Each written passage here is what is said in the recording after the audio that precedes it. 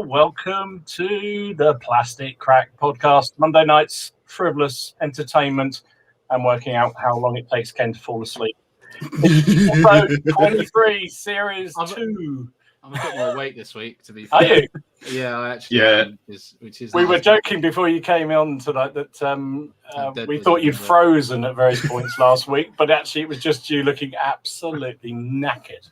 Yes. To be fair, I hope I do look actually a bit better. I'm looking at my screen at the minute just to see if actually do I look any better. And you look fantastic. The makeup is really working, mate. Well done. Really good job. No, the only man who demands makeup for this show. So we got Ken from Miniature Wargaming Warriors. Hello. There we go. Across there, no, hang on that way. Across there is who is that? Martin. Who's that? Hello. I'm getting confused with me pointing. That's enough. And Steve from On Point HQ. So, gentlemen. Oh, and welcome to everybody in the chat and everybody who's watching on replay. There we go. There you go. Do you know what? I've missed this. It's fucking lovely. We'll just pause while Ken just licks. Beautiful. Ken can't make the stream next week because he has acute acrylic poisoning. Yeah. That gore grunt affair. Oh, Jesus. That's so good. How do I mute him? Okay. Drink like the inside of our colons are all like multicoloured, just lots of different lenses of paint. We're all the colours of the rainbow. He poos out gore grunt of fur. That's the problem. Like a Jackson Pollock, it really would be. Oh my God, explosive or what? So we've got in the chat, we've got Liam, Louis, Tim, James, Jim, GP, Matt, Ricky, Leslie, Nick, Graham, Travis, Lazy Pirate Painting, SJMT66, Ham and Jam, not Jam and Jam. That wouldn't be any good at all. Rich, got Steve. Every time you say that name, all I think about is the bolt action starter, Ham and Jam. Every time, and I think you bastard. Every time he reads that off, all I think about is I want that MDF terrain. Got friends of General Haig. Who else we got here? Oh, everyone's repeat. Blimey, you're getting so bloody early. There's so many messages before we even get going. Luke, John, we got Tim, Niall, Jason. Oh my God, Captain Nash, Pirate Adventures. Right. Oh, That's wow. a new one. There's a new name. Gotta say that. He's working on Perry Wars of the Roses. Well, you should be working on pirates, shouldn't you? Got all the sixes in as well. So, crossing obstacles, gaming, solving abuse. Right, I think I've got everybody there. Welcome, one and all. Thank you very much for coming and spending your Monday night with us. Should be Freedom Day, but it's not. So we're just here doing our usual thing. Damn it, we were hoping to stop the podcast. We do it's gone on far too long. we do apologise. We are sorry. Oh my God. Oh God, blimey, there's more. Anyway, right, we'll come back to that in a minute. But thank you, gentlemen and ladies, for joining. What have you been up to? What's happening? We'll start with you, Ken, because you've probably done the least, because I know you've been working your little red socks off. Yes, I have. And at this moment in time, I hate work, but yes. So I managed to actually do some stuff, and this was with Martin the other night, actually, when he came onto my channel as a nice guest, as you all are welcome to for the live streams that I do. It was lovely. I didn't have to look at the comments or click the buttons or have to control anything. I could just all on you. So I've been doing some ECW, and I've got a load of cavalry in front of me at the minute. So how many have I got? 2, 4, 6, 8, 10, 12, 14, 16, 18, 20. 21 painted at the moment. I'm just working on 22. But I'm going through and doing all the horses, then splitting them in units of 9 and doing them 9 at a time to finish off the men. So that's all that I've managed to get done this week, because it's been an absolute nightmare. But hopefully now work's calmed down, I can get back to what's important in life. Relax. Gaming. Gaming. Yeah, Wednesday. I forgot to ask you about Wednesday. Are we still good? Yeah. Absolutely. Yeah, cool. Should be fine. Oh, Steve, what have you been up to, mate? Anything exciting for you in the world of cutting heads off and sticking things together that shouldn't go together? I've been up to all kinds of stuff. Steve's been like a kid at Christmas. I'm going to have to say it. Where is it? He's lost. There's so many pictures. That he's lost it, isn't he? Oh my goodness me! Oh my goodness me! Words cannot describe how much fun they were to paint. I loved painting them so much. It was just, and do you know what? They didn't take any time at all. They are just brilliant models. They are so good. Do you think that's because you had such fun painting them that they didn't take long? Like, is that? Yes, I mean literally. Well, I mean, I was painting. I mean, normally I do bolt action stuff. It's normally batches between 5 and 10, but just painting them, and they've got no equipment on them. There's no rucksacks, no entrenching tools, no nothing. Everything was just block painting, wash, highlights, and based, and they were done. I'd say there's about 4 or 5 hours work in there, and that's it from start to finish. But during the week, James, who's in the chat, he sent me a challenge, and could I use one of the winter German bodies to kit bash something for? That's disgusting. Talking about massive sheriff's badges, honestly. But I digress. No, James set me a challenge if I could kit bash something with a dead man's hand using a winter German body. I did. He does look very cool. Fucking hell, Steve. Oh my god, the man is obsessed. And I'm actually painting him tonight. It was dead easy. All I did was I got the German body, and I just filed away the straps from the webbing. Yeah. And that was it. The bits and pieces just go together really well. I was so impressed that they scale up really well with the bolt action stuff. Which reminds me, the weekend I was doing more because I did these as well. Oh, Jesus, you just don't stop, do you? So the guy with the beard is from the bolt action Commonwealth Infantry box. I think it might be. Is a South African, one of the South African heads, but I thought he just looked like a grizzled old miner or a prospector.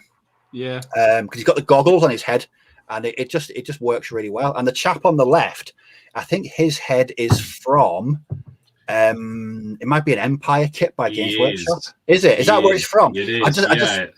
I just found this random head in one of my bits boxes, and I thought that looks really good. He's got that old Western vibe with his hair. But yeah, they're the start of my cowboy gang. So nice. I'm currently building 3 gangs. And I also took the opportunity to almost finish the rest of my Victory at Seas. So that's the three big ships. The boat game. The boat game, yes. I didn't realise that was so controversial. I was looking in the group, and it's kind of keep on saying it's referred to as the boat game. The boat game. Yes, the boat game. Have you? What grey have you used over that, Steve? Not the Northampton, the other ones. The other ones, I've got it around here somewhere. It's a base of it's Vallejo pale, blue grey pale. Yeah. With about a 70-30 mix of Vallejo black. Right. And then what I do is I add a dirty wash over the top, which is a mix of. Oh, the dirty mix. Agrax Earthshade, Athonian Camo Shade, Water, and Larmian Medium. Okay. Whack it over the entire thing, and it just gives it a bit of depth, because grey, you don't get a lot of depth with it. And then just go in and just add some basic highlights. But the little ships, the little boats at the back took no time whatsoever. They're just so basic. You want to try? You want to do the submarines, mate? They're literally the size of your finger. So the easiest thing in the world is like entering Golden Demons into one of those submarines. Jason wants to know if you can paint anything that's not a shade of grey. Yeah. Look, I'm painting land snakes. I mean, that's a good counterbalance. There's no grey on my land snakes. But I am going to call you out on this. Where's the bloody secret project, Steve? Because it's on hiatus at the moment. Honestly, I got bored with doing it, because I'm painting the land snakes. I'm doing bolt action. Now I'm painting these awesome cowboys. They just can't compete. It's still going to be done. Don't worry. It'll be done in time for CrackCon. I don't know. James said he'd love to see a painting tutorial, which I think was on the Cowboys. So So, All right. have you got anything planned? Do you know what? I do painting guides, but not tutorials, because I hate painting live because I've got such an awful painting technique. It's hard to film, isn't it? No, it comes out well though. No, I mean, the results look okay, but the actual process, it's not. Nobody would want to see me painting live because it's bloody terrible looking. But I might do a painting guide though to show you exactly what colours and the washes, etc. But no, I shall certainly bear that in mind. Good.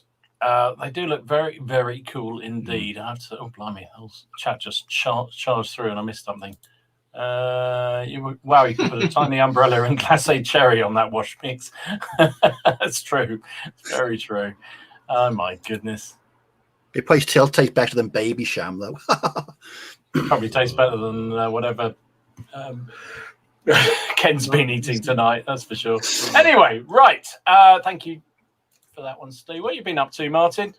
I saw you've been doing horses. God damn it! I'm still doing horses. I am painting horses currently because I'm working on the unit that I started work on Ken's stream. So I thought I'd just paint it live. So I want to see if I can finish it in 2 hours today, which would be because we did an hour, and then if I finish it today, then I'd have done the whole unit in 3 hours. So I kind of timed myself a little bit. So that's ECW stuff. But yes, I have carried on with the cavalry thing just to sort of get rid of this misnomer that I can't do it. It's not I can't do it. I just hate every. You mean we shamed you into doing it? No, it was peer pressure. It's just nothing but bullying peer pressure. After the stream, I went and cried, and no one cared, especially Hayden. No, we didn't care. Yeah, I did. Now, complete conscious. I really enjoyed painting the ECW cavalry that I did last week. Didn't enjoy these so much. So I finished the first Royal Dragoons for the Union Brigade. I'll get one that's not so smoky. Hang on, there you go. They were all right. They took longer. I think that's because I just didn't enjoy painting them as much. I'm not 100% happy with them, to be honest, but they're done. So I haven't got to worry about them. I don't know if it's those sculpts for that set. I don't know. Infantry for them, Martin, or are they different? Do they? No, no, not that kind of. They didn't really. They were just heavy.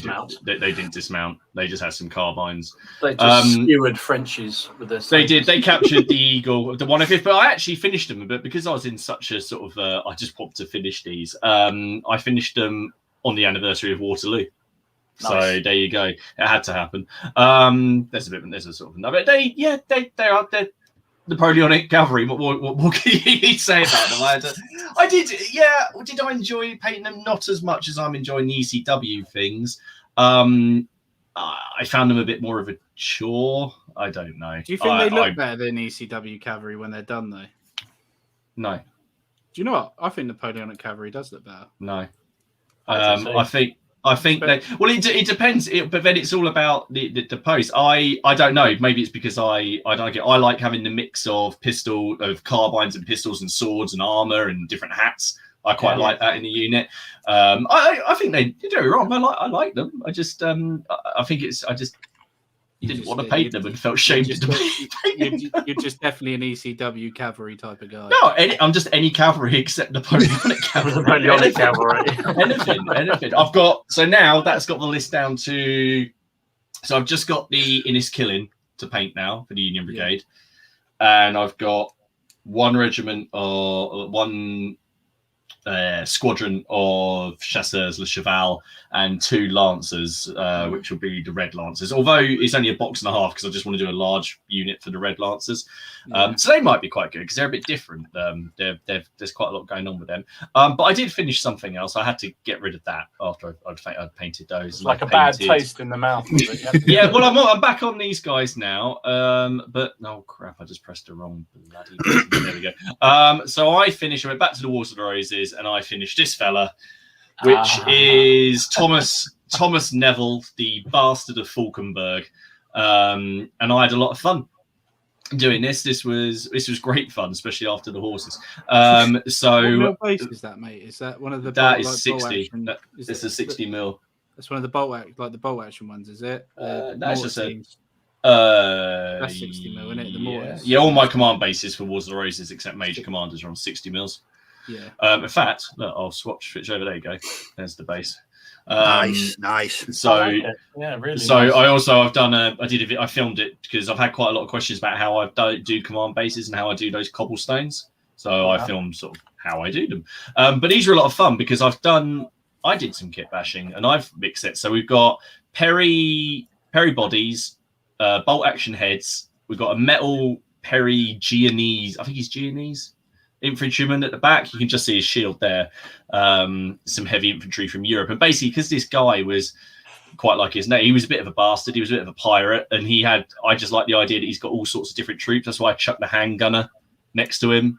I wanted him to be a bit more rough and ready. I noticed he's ginger, the handgunner as well, which is quite cool. I like that. Yeah, he's got a bit of, I wanted them to look like, they're not very Right, Martin, do you know his nickname? Right.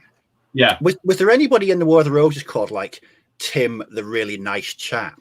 Yeah, Tim the friendly. Oh, no, Tim the upset. Well, the thing is, he was a bastard. He was a literal bastard, and he wasn't very nice either. So I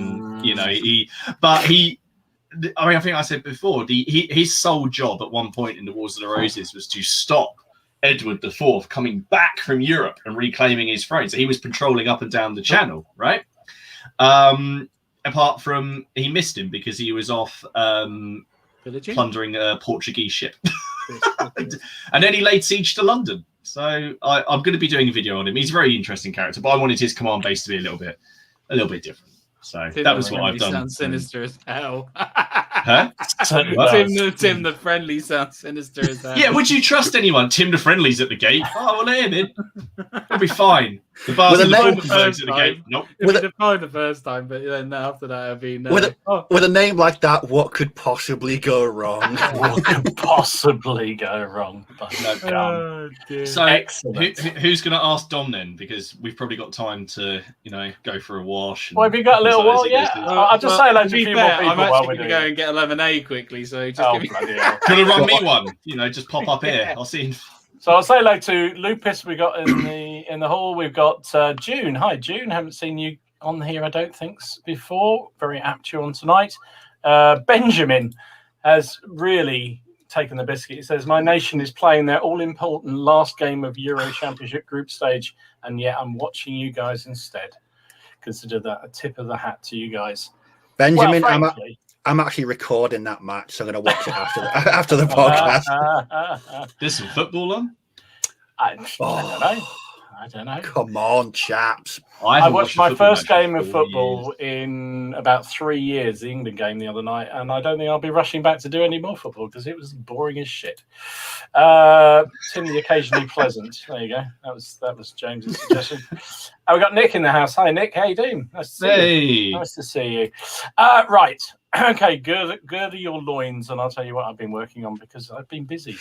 I thought I hadn't done much, and then I realised I'd done a shed load. So after that discussion we had last week, where I said the previous week, where I said I wasn't going to do any samurai. Yeah. So sorry, mate. Let's stop pissing around with the buttons, you. So I did some samurai. So there you go. That's 3 of them. Those are those steel fist. They are lovely. They look awesome. That one on the right's really cool. It's like a little goblin, isn't it? It's really funny. Is it a dragon? Yeah. It's meant to be a dragon, isn't it? It's supposed to be a demon or something. It's a demon, yeah. I think he's a demon. I mean, sort of hat on it. That's the one thing I don't think the samurai killer is. It looks like a bit of a goblin. It's not like any of them looked particularly not intimidating. Look at the size of the weapons. They're cool. Yeah. So that was the first 7 I've done, which come with the most ridiculous. What do they call them, Martin? These things at the back? Are they called sashimono? Is that what? Sashimono, something like that. I don't know. Is that enough to play a game of Test of Honor then? Yeah, probably is. Yeah, apart from. Well, yeah. The thing is, in Test of Honor, you only actually have about 3 samurai. The rest of them are made up of like ashigiri and things like that. But you can just sub them in. No one's gonna care. Yeah. No, so I did this dude as well because I did buy the Test of Honor set. Yeah. If you had, what do you think of that set, Dom? That little box you get? It's interesting, actually. It looks really good. I'm quite intrigued by it. So I quite like the look of it. I'm looking at that, and also that is the Osprey set of the Ronin, which also looks quite amusing. So, yeah, I think I'm gonna try out either of them. Not quite sure which. Yeah, we're hopefully going to be having, as I said just before the stream started, we've been trying to play for 4 weeks, and then if something happens, someone comes round or someone's ill every single time. But this weekend, I'm going to be playing some games with Test of Honor. So I'm gonna have to do that Spirit of Samurai then that Jim sent that time, because Jim sent me a Spirit of Samurai. Did he? I was just messaging him before this saying how much. I mean, I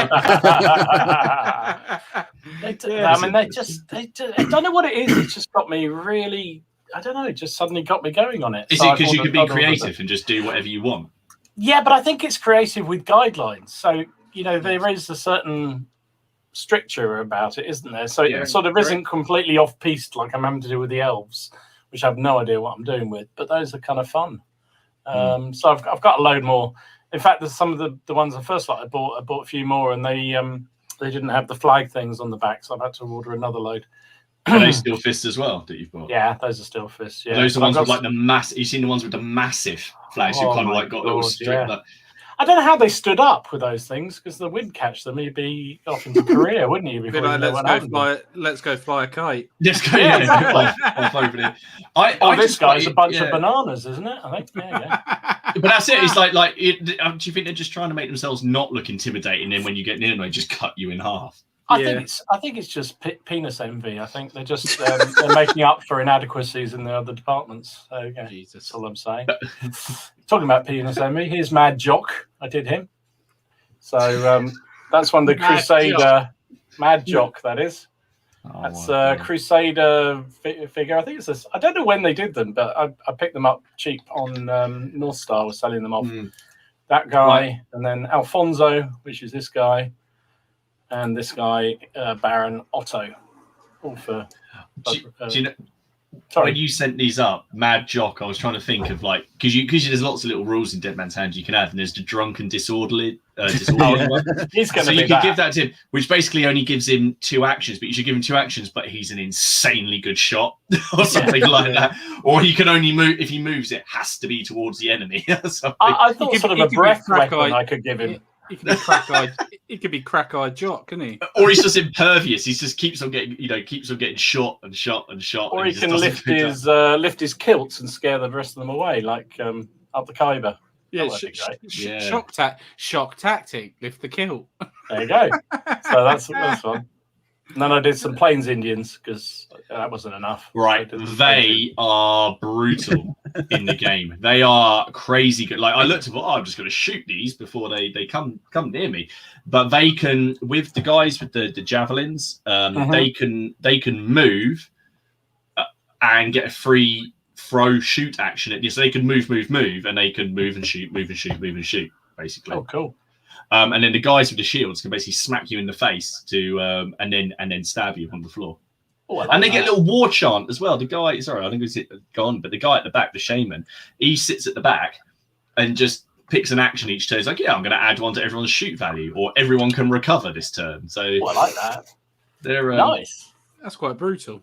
I like that. I might have to get them out and play with them then. That sounds fun. Cool. I'd forgotten I bought them, but I did. I must have got a bit crazy with them. You forgot you bought something, Dom. Never. Yes, it never happens. Right? Never happens. We're talking about forgot things I didn't know I bought. There was some Soviet Second World War infantry, which I thought I'd better do them. Because when I was hunting for the next thing, I found these and I thought, I'll do them quickly. So I did them over lunch. I love how he goes, I'll do them quickly. Just bash them out, just... Well, they don't take long, do they? Just a load of white and khaki. That's it, really, and a bit of flesh. Do you know what? I thought about it the other day and I thought, I had never done a winter army for anything. So now I'm thinking, what am I going to do that's winter? Dwarves. Samurai. Samurai. That'd be good. Badgers. Wouldn't it, yes? Badgers. You could, just do loads of... I was about to say badgers wearing fur, but is that a bit... Yeah, I could... Oh, my God. That's just confusing. A badger wearing fox's fur. Yeah, okay, that's a bit fucked up, but yeah. Or you could do a Republican Roman army, and then you can fight my Carthaginian. Good call. That'd be good, wouldn't it? Good. Yes, this is true. They're nice, Dom. So some Normans. Who are they for? Are they not? They're Crusaders. They're metal, Dom, are they? Yeah, they're metal. Yeah, metal. I love Dom, metals. how tempted are we mentioning the Victrix ones now or in the news? We'll do it. Well, we can do that in a minute. Yeah, we can do that. Well, that was actually what inspired me to do that, because I thought, oh, freaking hell, these things are coming. That's the Victrix ones, which are on sale now, I believe. Yeah. That's the sprue. Hello, Victrix. So I thought, old friend. bugger it, I'm going to have to do those. So I did that. I think that's a good mixture. They sort of interchange. And then I felt really bad because you lot were all doing cavalry, so I did some knights. There you go, just to make up for it. Some Norman knights. They're really nice. They're nice, Dom. So there you go. That's all I did this week. That's Nothing all much. you did. Not a lot. That's all you did. For That's shame. all I did. I know. Shame, Do you know, I genuinely, at the beginning of the last week, I thought, I haven't really done much. And then I looked back and thought, actually, I've done a shed load. Bloody hell, I've done loads. But anyway. I know this looks really weird, right? But that mixture of paint I just made smells so nice. It smells like sweets. It's a bit weird. Oh my god! Don't forget, smash the like button. Hit the like button. Yes. Yeah. Please do. Or be like Dom and hit that dislike button that he did. Or to hit the me. dislike either. Yeah, I did that to you, didn't I? that video.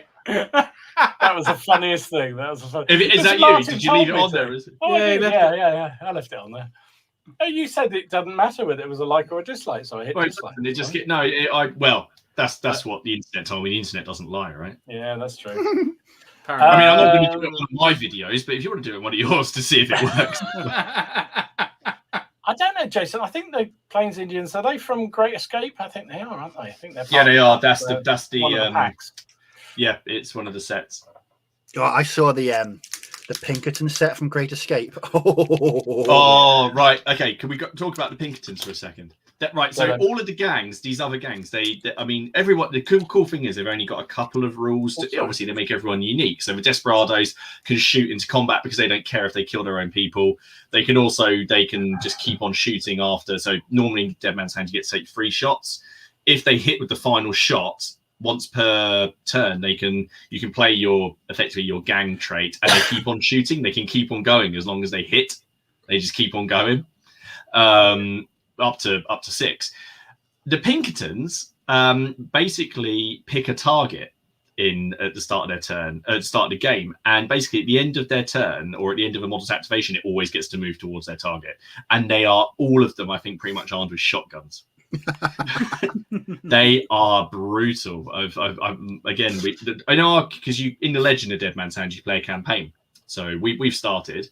We've got to pick it up actually, but our campaign consists of the Pinkertons. I've got the Desperados, we've got the Pinkertons, we've got the Plains Indians, and we've got the Mountain Men who just lay traps everywhere.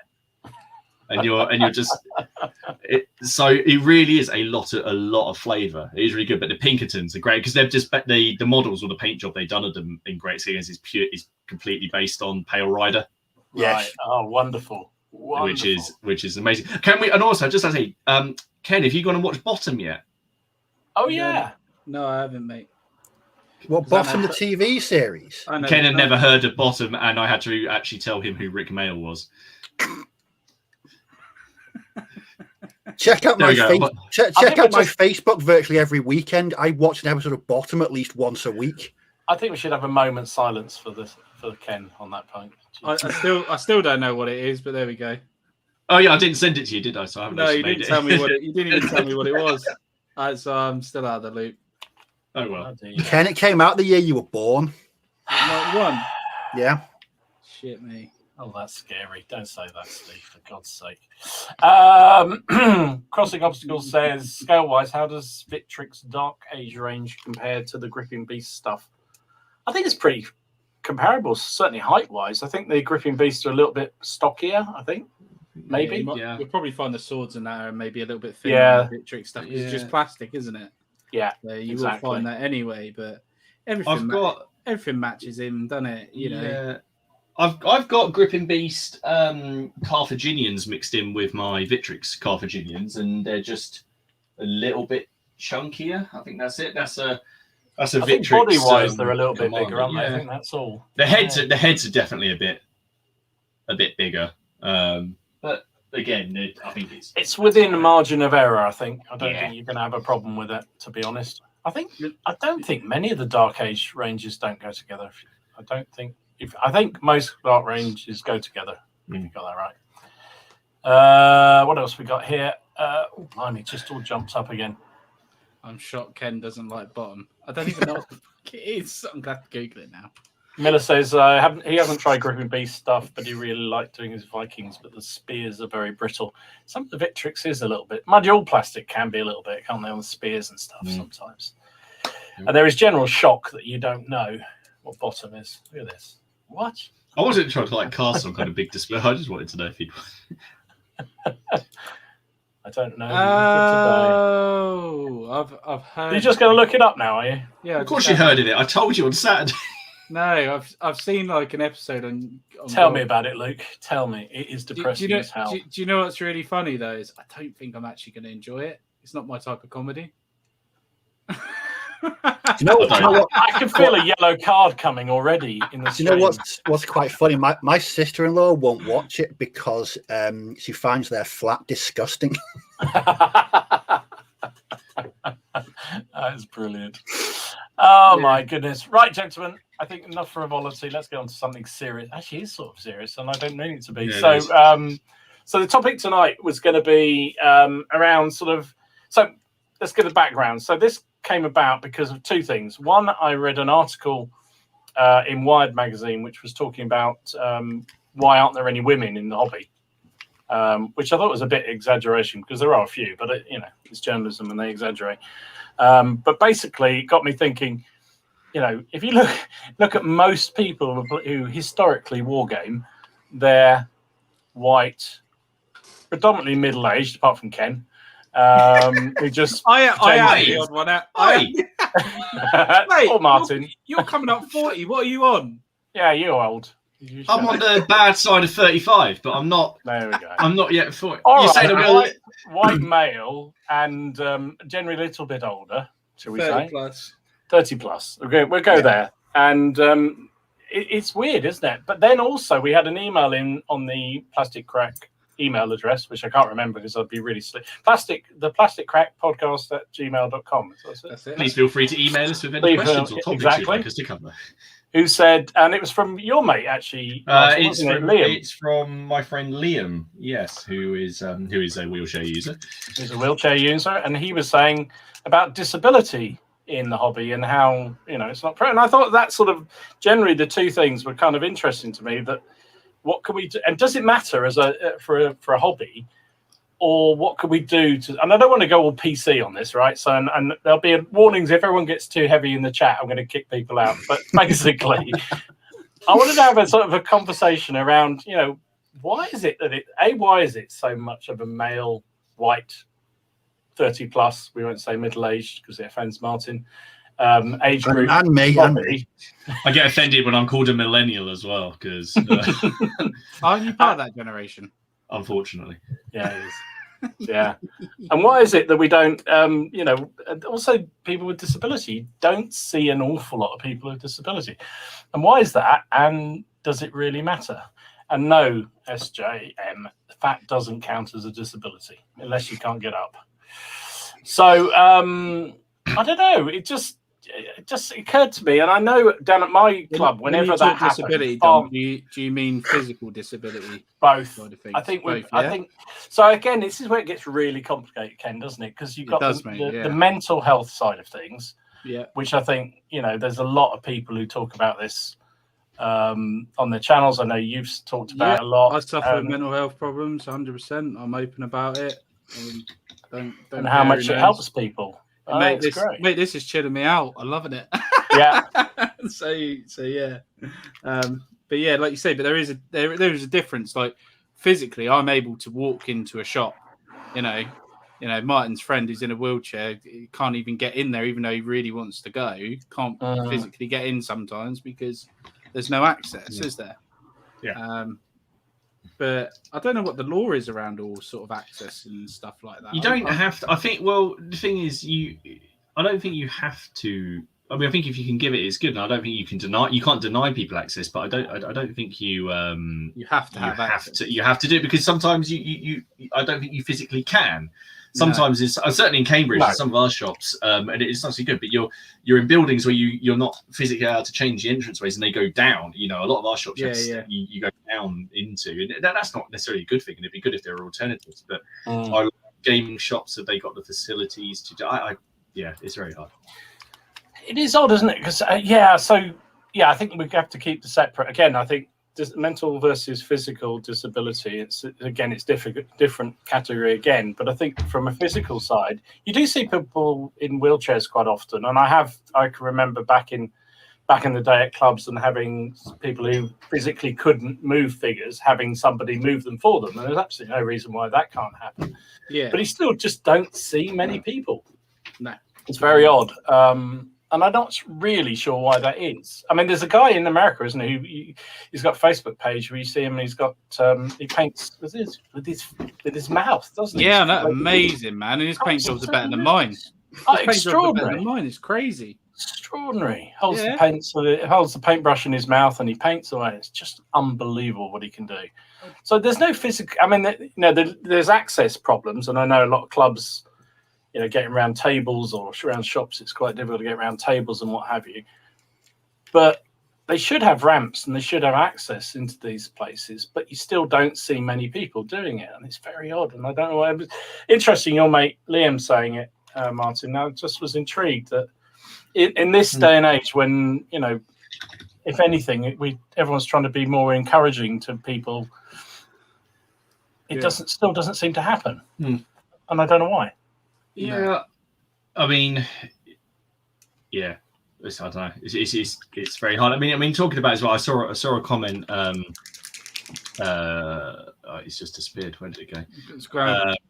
I can't never pronounce his name. I've lost it. No. SJMT66. He had a good one. It just says, well, just for a general thing as well. If you're talking about spreading the hobby anyway, like like with things like that, competing with instant gratification in video games. I think people are slowly coming around and.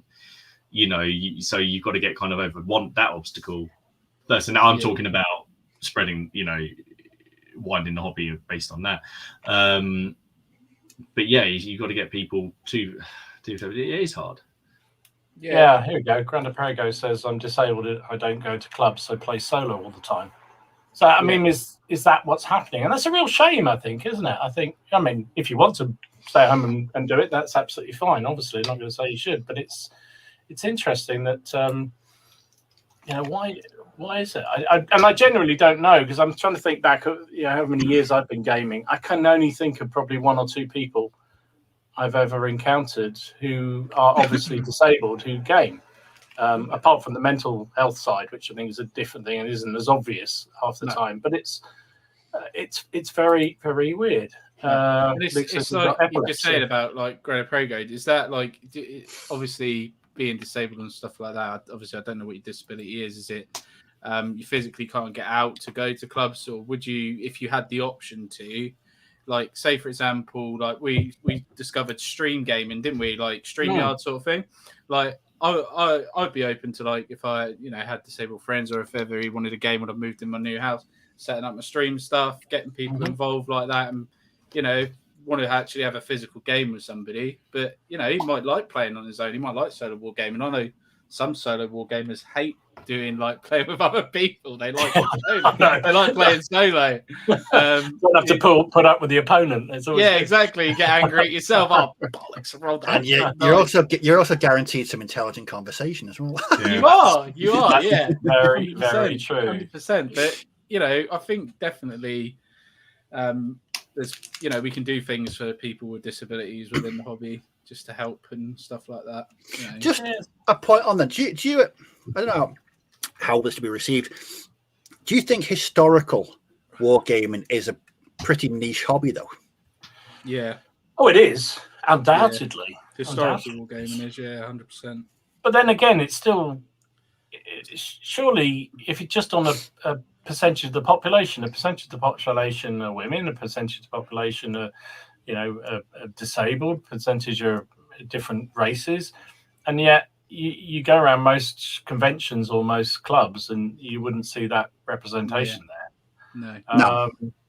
And I mean, the other side of it, I'm thinking, does it matter? And I kind of think it really does, because you want to be inclusive. You want to, if people want to be at a game, they should be able to. So if they can't because of some access or problem, then then shame on us. We should do something to help them. Like you say, Ken, maybe it's doing something remote for them, or maybe it's just, someone's comment went through, but they were talking about somebody they played against who had a minder who effectively moved all the figures for them, and that kind of stuff. And you can do all that kind of stuff. There's no good reason, really. Oh, here you go. No. Crossing said, tournament ages ago, I played against a guy that had an actual minder who moved his minis about. Guy couldn't speak properly, so he had a board he pointed to where he wanted his units to go to. So there's, like I say, there's no reason why he shouldn't be able to do it. But with the historical decider, and I think we've talked about this before, is it just war games? And and this isn't a criticism at all, because I still like fantasy very much. But is it that obviously fantasy and sci-fi draws people in, as you would say, teenagers or younger, and then you kind of branch out into that historical. You find that one game, you find bolt action, you find Black Powder, because maybe or maybe you do like history, but you're not that into history, if that makes sense. Yeah, I've always been into history, but I didn't start historical wargaming until I've been in the hobby already for probably 10, 12 years. Yeah, I've said it as well. It's like, like we said about inclusivity and stuff like that. This starts getting down like people's minds and things like that. But maybe it's a certain type of person that plays historical war games.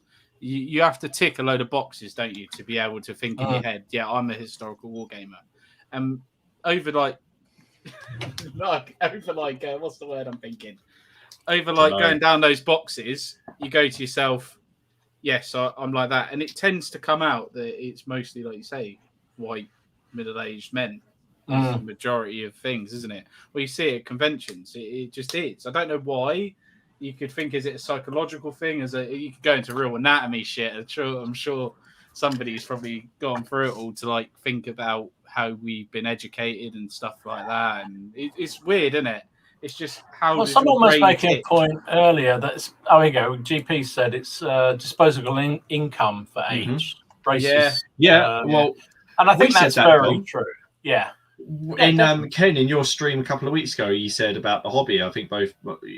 Both myself and Dom said, we're fortunately in the position now, and at an age now where if we generally, with the exception of some models by a certain big company, that you can look at and you can say, I'm going to buy it because I can. I have other things, but we have a greater disposable. Now it's not that we have to have a greater disposable income. It's obviously when you're a kid, or because I just don't care because you're not paying rent. Exactly. But yeah, that's certainly. And also, is it? I don't know. I don't want to say the value of money because Ken buys 500 bottles and then sells them on eBay the next week. It's not so much that for me. I just my missus would say I'm a shopaholic sometimes when it comes to models. She even says I've got a problem with buying minis. I said, you want to meet Dom for fuck's sake? You think I've got a problem? I haven't got a problem buying minis. Take that back. He just buys them. I just buy them. No problem at all. Do you have a problem buying other things, Ken? Just out of curiosity, no. When you go to do Christmas shopping, the food shop, or just general food shopping, does it all just go in the basket? No. Oh. No. Just what I like. Plastic rack. It's literally. But to be fair, I do go over the top with the hobby, like the paints. Look at the paints, for fuck's sake! I bought the whole range. You did buy every paint, didn't you? Yeah. With that in mind, then, would you say that to be ideally placed in the hobby, you need to be at a certain point in your life where you're financially stable? But I'm trying to think the best way to word that. It's not just something. You've got to be able to become involved, so to speak. God, it takes over your fucking life. Let's be honest. Yes. Yeah, but I'd say you're right, Steve. But then also the counter argument to that is, what's more expensive, GW, fantasy stuff, or historical figures? So you right at the time when you haven't got much money, generally younger, GW is snagging all these young kids into the hobby for very expensive figures, whereas And then they later find on, bargains. But I don't know. But you say, but generally now, anyway, with their games, you need less. Yeah, you do. Don't need as many. An Age of Sigmar game, you need a lot less. Okay, I know that there's games like Saga and Lion Rampant and other ones that where there is a low model count. But if you want to play a mass battle game, which is obviously what GW used to do with fantasies, a mass battle game, now you know, for most historical games, if it's mass battle, you need a lot more figures. So I know you say you're cheaper, but you know, you get 60 old guard for 30 quid, but that's 2 units. Yeah. Yeah, if you're going to do mass battles, yes, definitely. Yeah, but mass. I mean, obviously, I'm not thinking about say bolt action or something here, but you know, if you're going to do say medievals or ancients, you know, you say price per box is cheaper, but I would argue that they probably even. Is it more about your stage in life? The more the sort of, I'm not sure I agree with you, Kitchen Wargamer, about. He says maybe us older players have never had a PC and console to play games on. Younger I've got like a $4,000 PC sitting in front of me. Yeah, I'm not sure necessarily because I didn't have a PC as a young'un, but I love them and I'll play games. I don't know. Is it stage of life more than anything else? That, you know, you're settled down a bit. I'm old, dude. Everyone seems to, like, all my mates seem to think I've got that older mentality. Like, they just think I'm more advanced. But you've got a long-time girlfriend. You're buying a house. You got a stable job. Yeah. You know, you're sort of in a, you know, so that's what I mean, stage of life. It's not so much your age necessarily. It's where you are in your, that's true, man. Yeah. Growing up. Is that what it is? That suddenly you've got a bit of time on your hands. You don't go down the pub every night. And you spend a bit of time researching models and painting and doing that sort of stuff. Is that really the driver rather than necessarily age as such? Oh, it's really hard, isn't it? When you really think about it, it's proper hard. I want to say it's just down to like just my love of history, but I just don't think it is. I think it's the little child inside me as well. Well, that's remember the other week we asked the question: do you have to be interested in history to be a historical wargamer? Yeah, I think you do. I don't think you do. I think you just have to like games. I think you just like games. I don't think you have historical war game. I don't think because you've got to be patient if you're going to paint a lot of Napoleonics. Let's be honest.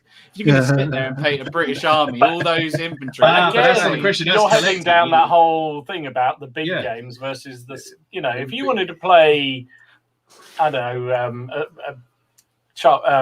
Muskets and Tomahawks or something like that, something historically based, you only need 30 figures, 43. Yeah. Dead Man's Hand. Dead Man's Hand. You need 7 or 8 figures. I mean, you know, it's not historical though.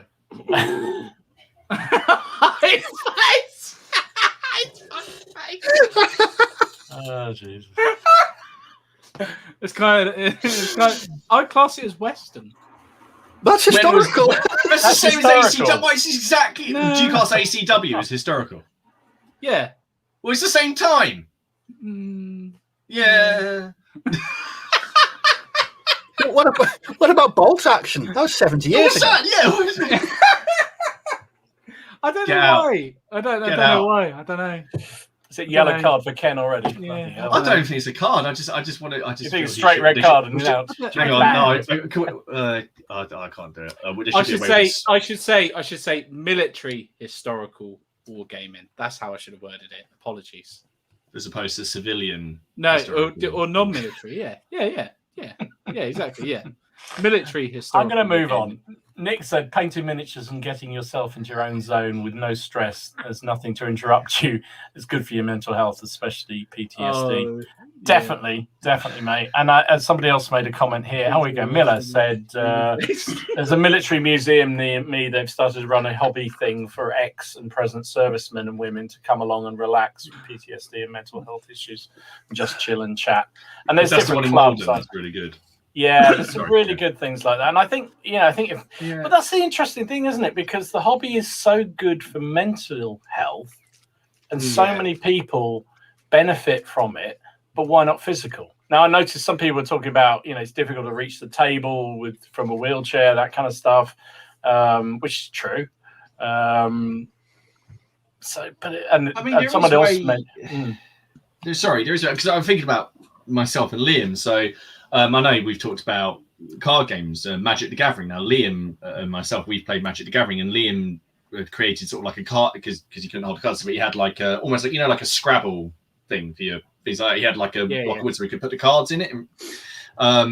So we could do that, and I think with the wargaming, is it just also partly that if you want to, especially for history, if you want to like set up a big game, you need space is an issue as well. I mean, me and Liam are actually going to be trying to have a game at some point because I know he wants to be the 95th Rifles. Annoyingly, because he's got a sharp fixation. But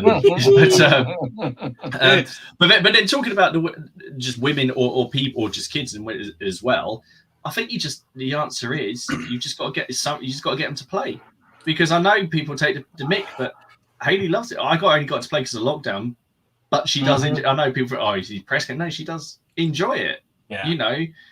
It's I managed. She always liked board games.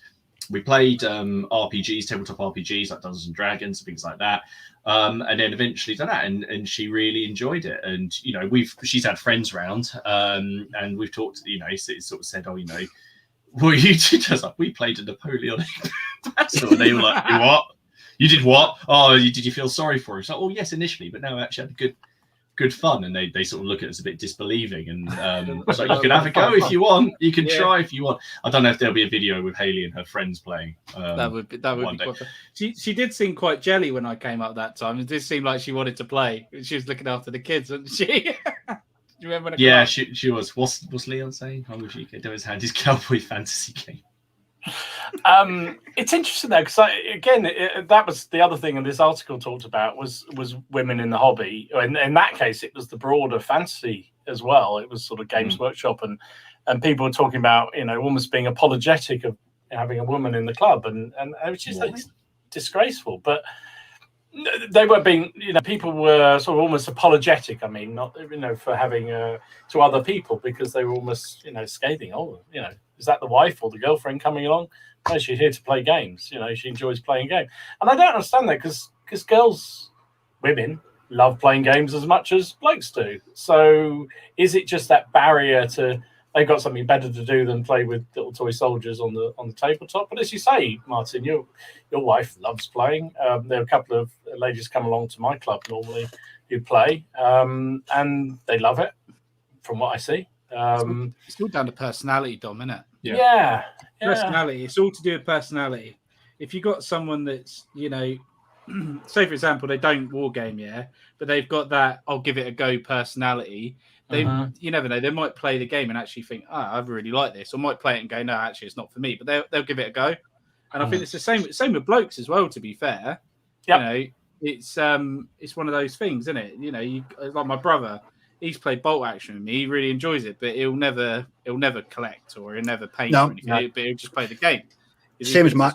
He thinks it's really cool, like it's World War II, and he likes World War II, but he won't ever collect any of it. That's the same as my brother when he plays. We play X-Wing together. Yeah.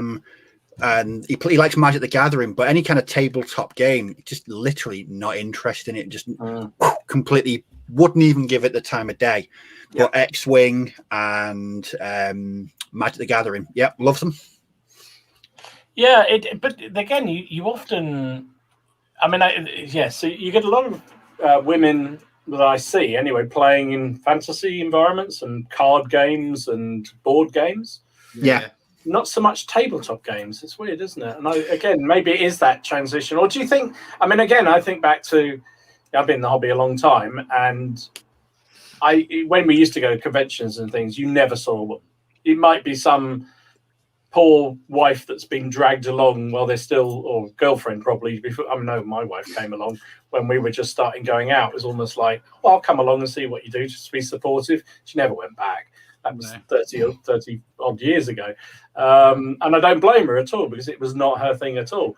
But now you go around conventions, you do at least see a few women there, interested, playing, buying stuff, obviously involved and not just there as a support. Do you think it's a generational thing? Maybe it's changing. Yeah, maybe it is. Maybe it is. Generational thing. I hope so, because I do think women bring a different perspective to everything really, but particularly to the hobby. I think they look at things in a different way, and I think it can really help the gaming experience. I don't see why they shouldn't. I'd love to see more women involved, definitely. Never know. I could. No, I won't say it actually because Laura could be watching. No, she's not. But I was just saying, you never know. You can meet your future partners at these things. Repeat people that haven't got partners. You never know. And then you both got a hobby that you both love. We all get jelly over it though. Can you think about it? If you had a wife or a girlfriend that absolutely is in love with the hobby, I still think about it now. But then, is that a good thing? Is that a good thing? Because we do it to get away from them?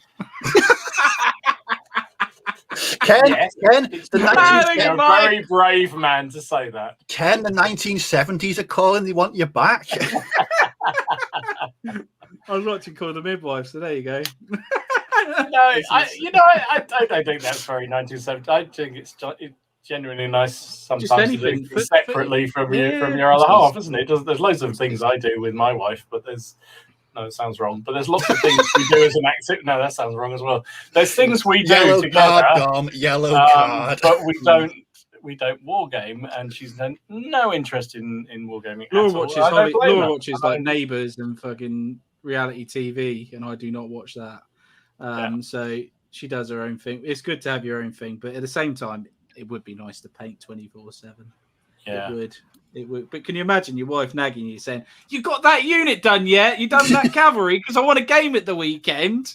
Well, what is it? It's Lee and what's his wife's name? Lee and Mel. Yeah, Lee and Mel. I mean, Mel does some fantastic models and brilliant stuff. And she's I think she's more on the painting side and then transitioned into the gaming side, didn't she? But I remember last year, me, Lee and Mel spent a Saturday afternoon having a proper good waffle about all things gaming. And Lee said that him and Mel went out to the States one time. I think it was to like quite a big historical gaming convention. And they got some funny looks because Mel was actually taking part in the game and knew what she was doing.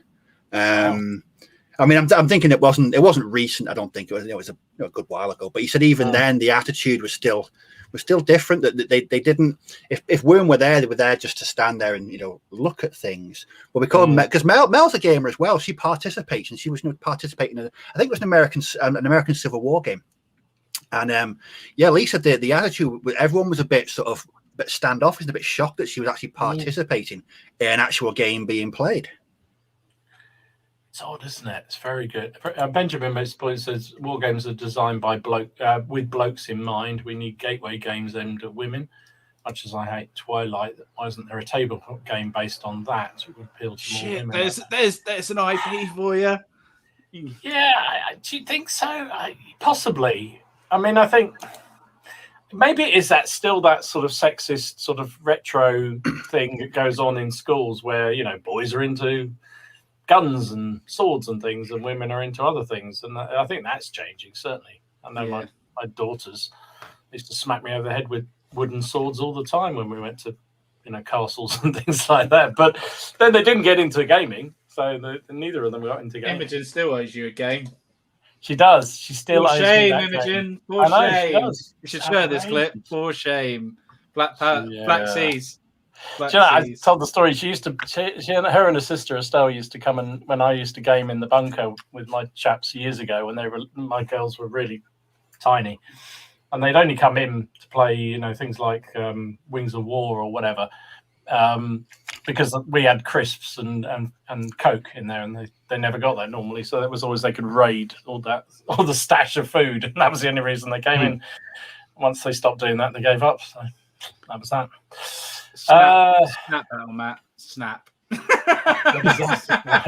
Play lots of times. Even showed her Martin's games with Haley. No interest whatsoever.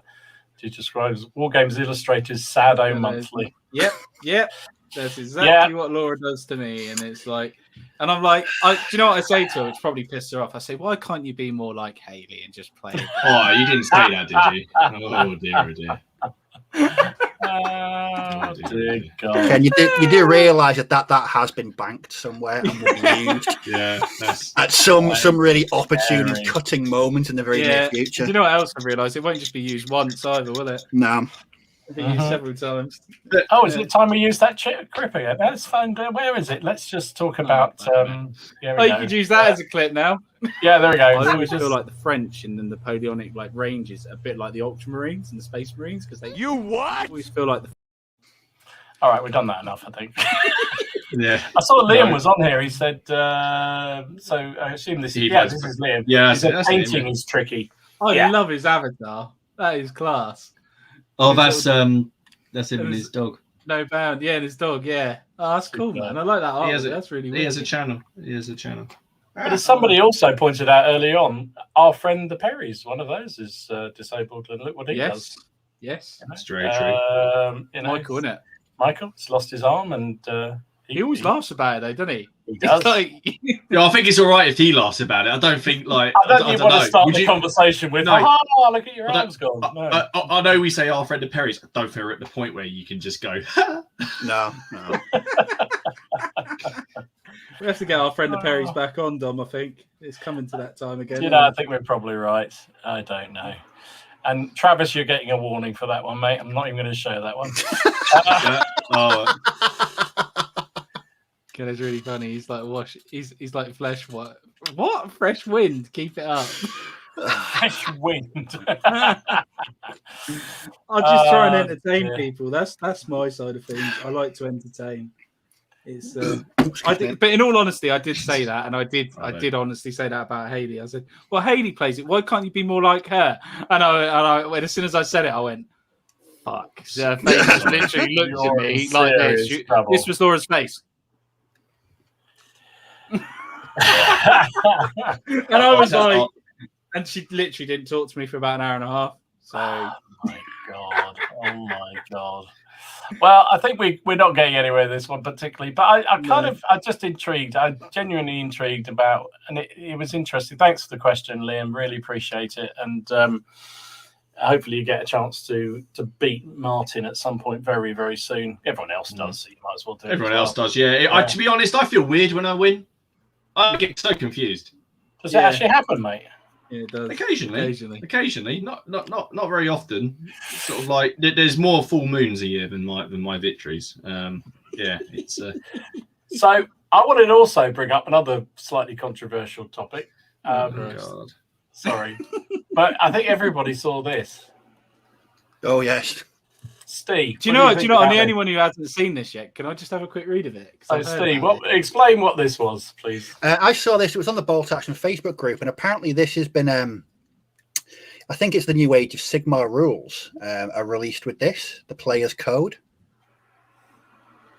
Mm-hmm.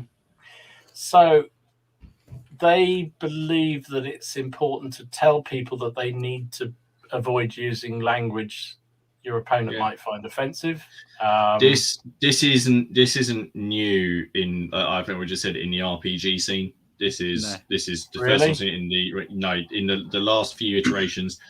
The last Dungeons and Dragons edition, the latest edition of Vampire the Masquerade, a couple of others have all got things basically that say, "Remember, this isn't real life," and also going about that and saying, you should sit down, find common great, make sure that everyone is happy and things like that. I don't know if this just it's almost like it's almost just a way of the companies putting stuff in so they don't get sued. I think is it because it's more kid friendly? It's they're basing it more towards younger audiences now to what traditionally it would have been based at. That they want to seem to parents that they're being a responsible company. Because in my eyes, that's a big fuck off Games Workshop. I do what I like because I'm a 30-year-old man. Man-child. Yes, I'm a man-child. I'm a man-child. Unless your girlfriend says you can't. All right. Yeah, unless she says I can't. But I can understand with children being, if they're like what Games Workshop's now targeting, it's like their main audience, say 12 plus. I can get that. But that's if you're in the shop. Yeah, yes. That's if you're in a shop. But if you that would be shop rules. Yeah, yeah. If you're playing in your front room with your buddy, and you open up the box and you go, right, let's get the ground rules right. You must be polite. You mustn't smack me in the face. I mean, really? The thing is, really sad. Half of those rules go flying out the window when I fail an order test in bolt action. I simultaneously break half of those rules. How can you? Yeah. When my veterans fail on an 11. Leon says, imagine wargaming without swearing. Yeah, but you also want that lovely moment where your opponent rolls that terrible order roll or morale check, and the swearing starts, and you don't have to say anything. You don't have to say anything. You can just revel. Yeah, you can just revel in it. I mean, I'm not being funny as well, but most kids around here swear more than anyone I know. You should hear the stuff they say. I know, and that's just your kids. Yeah, that's just mine. Yeah. Do you know what, Tessa? She was going up to bed just before we started to stream. So, good night. And it's her birthday tomorrow. So I was like, good night. Tomorrow will be your birthday. And she went, Daddy, why are you in my face?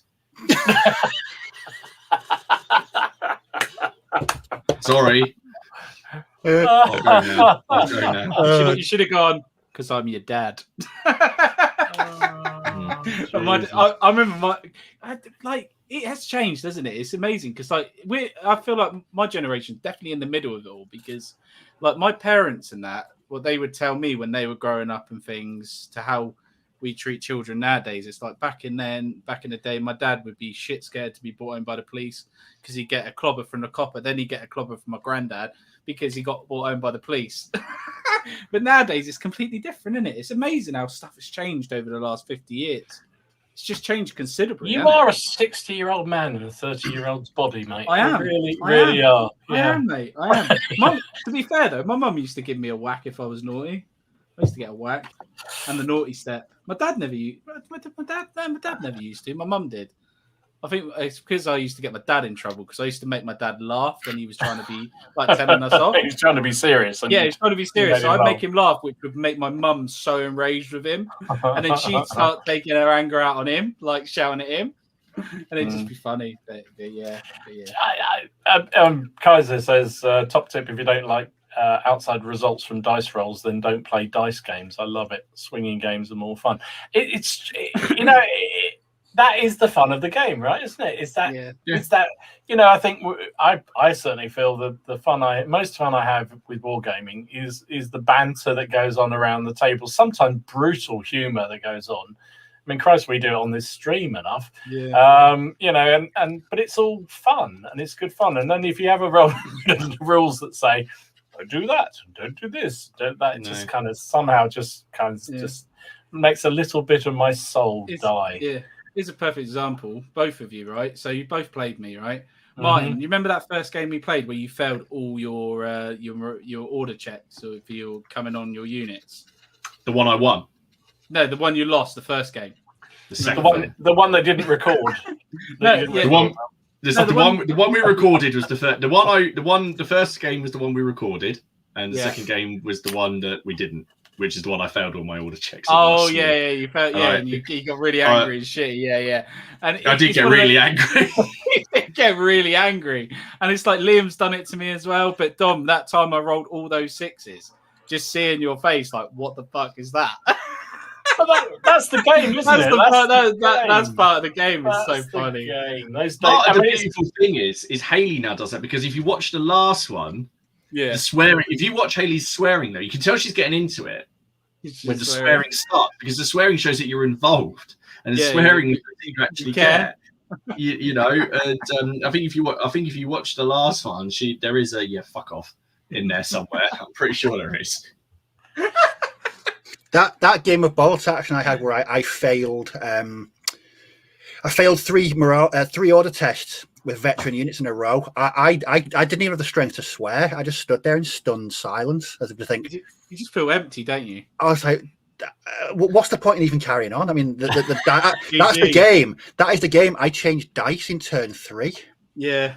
Well, that's the funny one, isn't it? When you change dice, because that one's just run out. It's like it makes any difference. You use your opponent's dice because they're performing better. Tabletop is suggesting how people should be pleasant to their opponents really so bad. There are plenty of adults out there who need this sort of guidelines. Yes, you're right, mate. But then that's the point. You should be surely people should be doing it naturally, really, shouldn't If they? I've never played against someone, ever met them before, I will not get shitty. I will be an adult and mature and quite normal. Oh, But so you only do it when we're around? Yeah, Oh, if I'm playing with you lot, I know you're my mates. I'll swear, I'll go fuck's sake. But if I'm playing against like an opponent I've never played, I'll be courteous towards them. Of course I will. I won't stand there and go, no, that's not 1 inch. You can't have that. I found it a little bit sad, just that sort of level of just, kind of.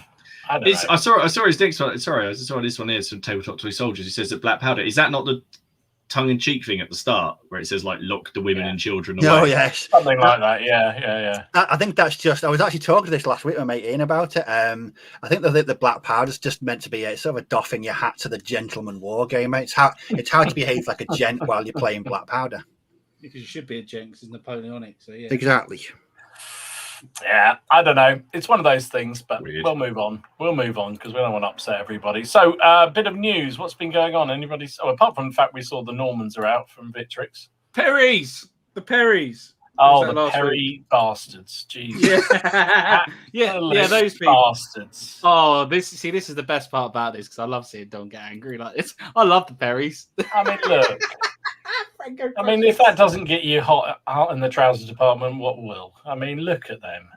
Oh, it's great, isn't it? So they've, their Franco-Prussian range is starting to come out. In fact, the Prussian cavalry are out already. So this is them. Oh, just gorgeous. So they got Dragoons, Cuirassiers, Lancers, and Hussars, I think, already out. And then next month, they did say though that they were going to do Franco-Prussians when they were on. They did, and they're men of their word. But then you see them, and this is the plastic Prussian infantry. They're coming out next month. I mean, look at them; they are awesome-looking models, aren't they?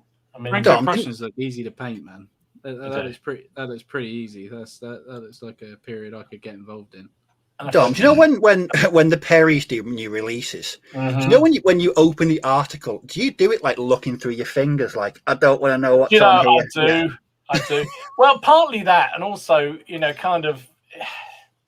Yeah, they're just so nice. You just can't help but go, my God, they're just gorgeous figures.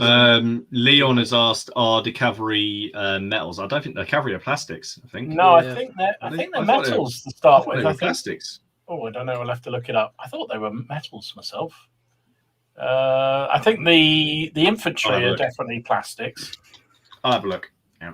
I thought they said they were doing metal cavalry to start with, and then they were going to do plastics. I thought, but yeah, you check it out.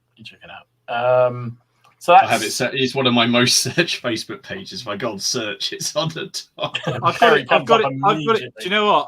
I've set it to my homepage whenever I open up the internet now. I've gone on it so much on the thing. I just thought I look on it every day. I used to have it as my YouTube channel, but I don't even bother now. I just put the Perrys as my internet search. Just click it, come straight up. It's right there. My God, Ken, they are metals. Ken, that's you in a nutshell right there. Oh, it is, isn't it? It's a nutshell. Just teasing myself every day. They just look really, really good. Yes, they are, mate. Boney, they're they're Prussian cavalry. Yes. For the Franco-Prussian period. And the plastic infantry are coming later. Benjamin says, I feel particularly sadomasochistic. Do the German-Danish War of 1864 and play as the Danes. Oh, my God, really? Well, I suppose you'd have to, because I think you're from Denmark, aren't you? Yeah, so they're Prussian. They're doing some Russian Napoleonic cavalry that are going to be plastic, but not these ones. So you're right, the plastic ones are there. What else we got coming down the line? I saw this just as we were coming on. If you're into your, sorry, let me get rid of that. German? That is a Hotchkiss. I can't say it. Yeah, that's French, isn't it? Yeah, French. H13 39, Early I war. believe it is. It's early war, yeah. And I think they were used by the Germans as policing tanks later on as well. They weren't were also used in Normandy. They were put into concrete bunkers on the Atlantic Wall for defence in Normandy. The There turrets. you go. So that's from Blitzkrieg miniatures or models or whatever they're called. That's coming out next month as well. Looks a really sweet model, actually. I do like the look of that. I think that's the 37mm gun or the 50mm, one of the two. It is quite cool. And for those of you into Oathmark, tomorrow, I believe, Bane of Kings comes out, which is the new supplement for Oathmark. That must be about the third or fourth supplement for Oathmark. They do seem to be cranking them out, don't they? Pretty heavy on the old thing, aren't they? Yeah, they are. Slightly. I mean, look, it's 15 quid, and it's a really nice. Generally, they're nice books. So it's not bad price-wise, is it? Not really bad. I think that was it. What else? I've got a couple of bits. Go on, Ken. I saw one thing. I don't know if you guys have seen it, but I was on the Facebook group earlier on Bolt Action, and I saw some free up plastic Italians. Oh, yes. I was looking for them earlier, but couldn't find them again. Yes, they popped up. Free up plastic Italians. Yes. And they're going to be all of them. So they look like they're going to be the paratroopers, the normal infantry, and the desert guys. So all on the same kit, which is people have been wanting those. People have been asking for that more often than anything else. Yes. That'll be very nice for the old Africa campaign and Italy campaign, definitely. And being able to get all three kits in one. That is a nice touch, actually, combining the kits like that, the different troop types. Yeah. Well done, Warlord. I hope it works out. Yes. Yeah. Yes. Really good. I might actually get some more Italians to go at mine because I've got 500 points of Italians. But that will probably give me an excuse to do some. So. Yes. My mate Silvio down the club, he always plays with his Italians, surprisingly enough, because he's Italian. I tell you what, they are pants when they're losing. Well, if you play that early war or that rule, isn't it, where when the morale starts going, they really go downhill, don't they? Yeah. And then you can also have defences with them, can't you? Yes. I remember watching a battle report that Johnny Watson did last year. It was Italians against Russians, I believe. It's got a really sweet-looking Italian army. But yeah, it was a good back rep, that. It's an army I've never painted. I've never painted any Italian World War II at all. Well, you will be. There's a good possibility. I would say so. Leslie says, are they making them in Warlord plastic? I have no idea, Leslie. I don't know. I would think. Does he mean the resin? I think you mean the resin, yeah. But no, I imagine they'll be hard plastic. They are hard plastic. I don't know though. I mean, they were just the 3-ups, so they were a little way off yet. They did say though in the thing Warlord plastic. They didn't say resin. Luke, spot on, mate, spot on. Should we just leave that there for a bit? What else did you see, Martin? I just saw a couple of things. Well, so one thing, this came up I'd seen this and then it got posted in the Facebook group as well. And that's the Fistful of Lead rules are getting a horse and musket expansion look. Yes. Which I thought some people might be interested in. I've never played Fistful of Lead.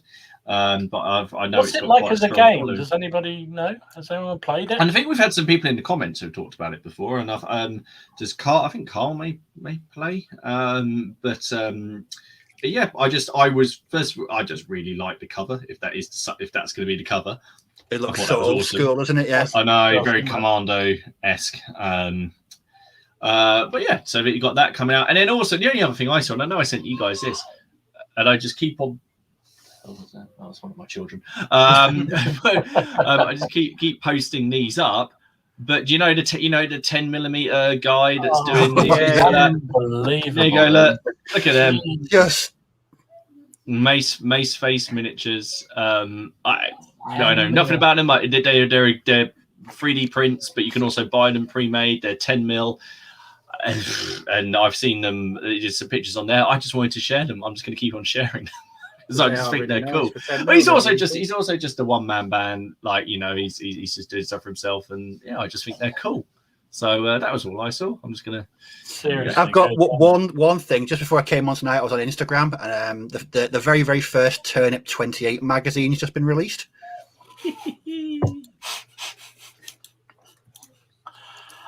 Why? Just why? Because it needs to be. Turn it monthly. Turn it monthly. Oh yeah, Dom, we forgot. We got to do this.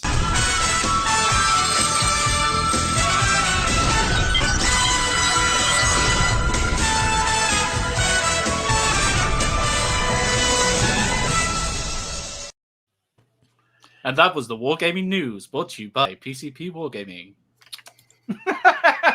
There you go. Oh my god! Does that mean we have to go and do the news again? No, that was all right. I said that was, so we're all right. Okay, we covered ourselves. Benjamin says, "Will you guys be doing the Little Wars Quick Strike AAR challenge?" I have absolutely no idea what that is. I'm afraid, What is Benjamin. No.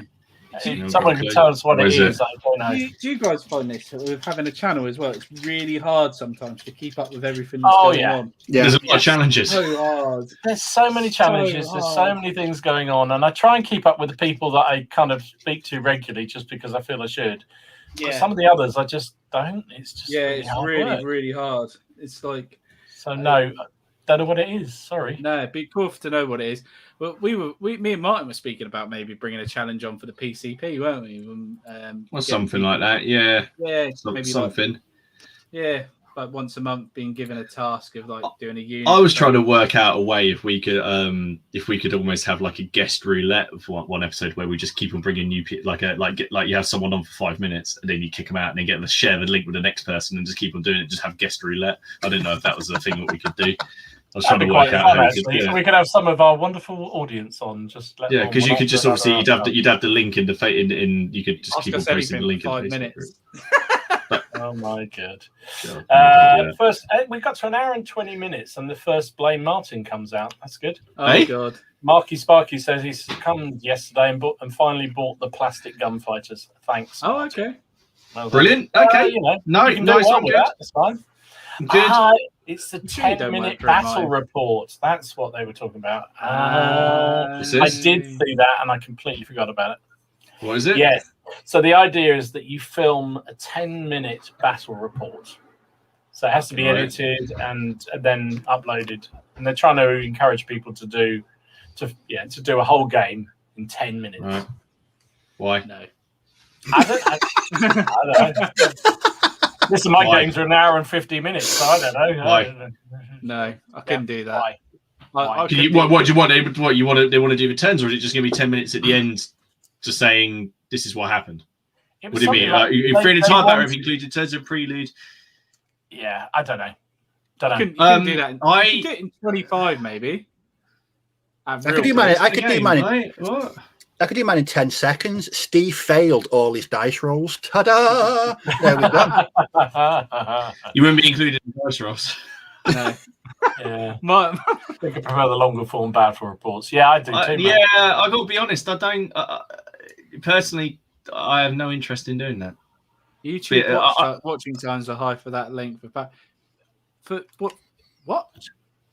No, I don't. I think the thing is, if you look at if I look at my analytics, a lot of people only watch for about 20 minutes on average of a video, but you still got a lot of people but they might come back and watch the 20 minutes later. Exactly. I'm not doing it for YouTube analytics, though. I'm doing it for like. But the thing is, it's quite long form video get a lot more.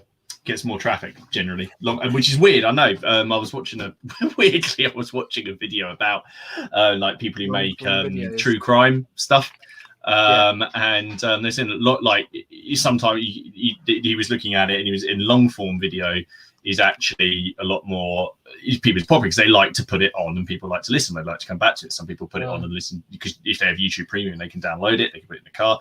I don't know. I don't. If it's an after action report, would just be me. Yeah, I think a 10-minute long after action report. Yeah, it would just be a 10-minute roundup of what's happened at the end of the game. I can't see a way that you could fit it in terms. Haley moved to Hussars here. They charged. They failed. It's be me gabbling.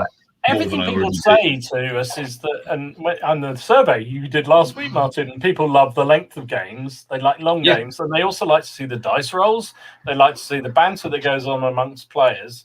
So how do you get all that? And I know it's a challenge, but they're not saying they prefer. It's a challenge, but the thing is I don't really understand how I'd probably film loads of stuff. But if you want a 10-minute summary, I mean, Leslie here's just said it's just a 10-minute summary of the game. So I just play a game and at the end of it, just spend 10 minutes talking about what happened. Yeah. I mean, I think SJM says I think it's geared for getting people involved in wargaming content and hope they'll make longer once the fear of starting is broken. But you know what? I think editing something like 10 minutes long is actually a hell of a lot harder than doing an hour-long video. So many cuts. So many cuts. To me, it's just like, get your camera. I mean, like I started, and I think you guys did as well. You know, you go down, have your game, you set the camera up, and you just record it, and then you find a bit of time to try and edit it. It's not really that complicated. It's just having the nerve to do it. And it's a fair enough idea. Challenge if it's to get new people into it, then yeah. But you know, fair enough. I mean, you say that. I mean, I've got so many cuts in mine. Jesus, I think the last one had something like 400 clips in it that I edited down. Yeah. Travis said he made one and caught hell for it. Is that because your audience didn't like it? I don't know. Yeah, probably. The way, to be fair though, Martin, the way you film battle reports is really cool. I like the way you do it because you're organised, which is nice. I like the organisation with your battle reports. Thank you. Again, though, you know, it comes down to that thing we talked about before: is why do you do your battle reports? Do you just record the games you're having with your mates? And then think, well, somebody else might enjoy watching this, so I'll record it, or do you film it for a channel? And I think some people will really go out their way to make a film that's, you know, almost like a, you know, commercially produced, optimized, everything else. I don't. I just record it. I cut out all the crap, as much of the crap as I can. And maybe that's why I've only got 1,700 subscribers. You lot have multiple thousands. But to me, I don't want to interfere with the game. I want to record what I'm playing and all the banter that goes on. That's what I love when I'm watching games. I love the banter that goes on around it. But we're a very niche community and we're proud of it. Exactly. You know, I'm pleased if anybody watches any of it, frankly. I still can't believe that people are still watching this bloody thing on a Monday night. I know. Which probably won't be after this one. This is cut to the bone. Let's cut it down to the side. Thank you to everyone who is watching on replay, and don't forget to hit that like and subscribe button. Thank you very much. Join the Facebook group. Right, and join the Facebook group. Yeah, how many members have we got now? It's gone up and up. To nearly 250, I think. Wow. Yeah, wow. Can I just say, I'm painting a rather fetching purple waistcoat on one of my Desperados. I've finished painting my ECW cavalry, and I'm painting up a cowboy with a bag on his head. I love that head. It's so funny. Does anyone else just get this weird throwback to Steve when he first came on these channels? Just the man who just painted Germans, and that was it. Yeah. He's doing purple waistcoats on a cowboy. I'm very surprised he you thought like he was doing a cod piece, and he was doing a turnip head the other week. I mean, what's gone wrong? I don't know. I actually said it on my Facebook group the other day. Somebody said, I put a picture of what was it? I can't remember what it was. And somebody put, well, yeah, nice Germans. I'm like, well, it just continues to see. I don't know whether I bashed my head around about the start of the year, and things just went a bit funny after that. I think it was in January I bought that box of Landsknechts, and then since then, I don't know. Something's definitely happened, Steve. Something's definitely gone. It must be the hot weather just recently. Maybe it's got to your head or something. I don't know. Anyway, should we have a look at what people have been doing? Talking about the Facebook group, should we have a look at some of the some of the pictures that people put up? Because there were some really snazzy pictures. So let's start with this one. This is Andrews. Cool base. American really cool Independence. That's one of the Perry models. Oh, nice, man. Nice to have a bit of colour on it. I like. Yeah. Nice to have that. I like how the base as well isn't super bright, which is nice because it makes the horse stand out quite nicely. The white. If you know what I mean, it doesn't clash too much. I really like that. It's really nice. He's got the wig on the figure as well. Andy has done another amazing unit of Swedish. That armor is fucking sweet. Yeah, I love the way he's done that sort of burnished. It's sort of, you know, kind of just, you can see it's worn, but not. That looks like the Black Templar technique that I've used, like blackened armor. Do you know what when I'm on about mine? With the dry... Yeah. It does. It really does. That's really cool. That is. I think they're avonposts, aren't they? Those ones. They are. Yeah, the Crossiers.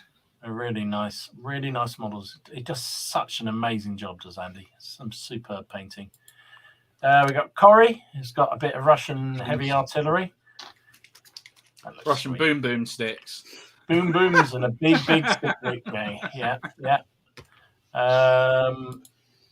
My mate Graham. This is Numidian elephants. I saw those. They're very cool. Love that. You love those kits, Martin, don't you? I think that's the best kit Victrix have made. I think they're brilliant. I don't know it because all the other elephants are either resin or metal, and they look cool. But I think those are brilliant kits, and also the fact that they come, you can make them up as 3 or 4 different armies.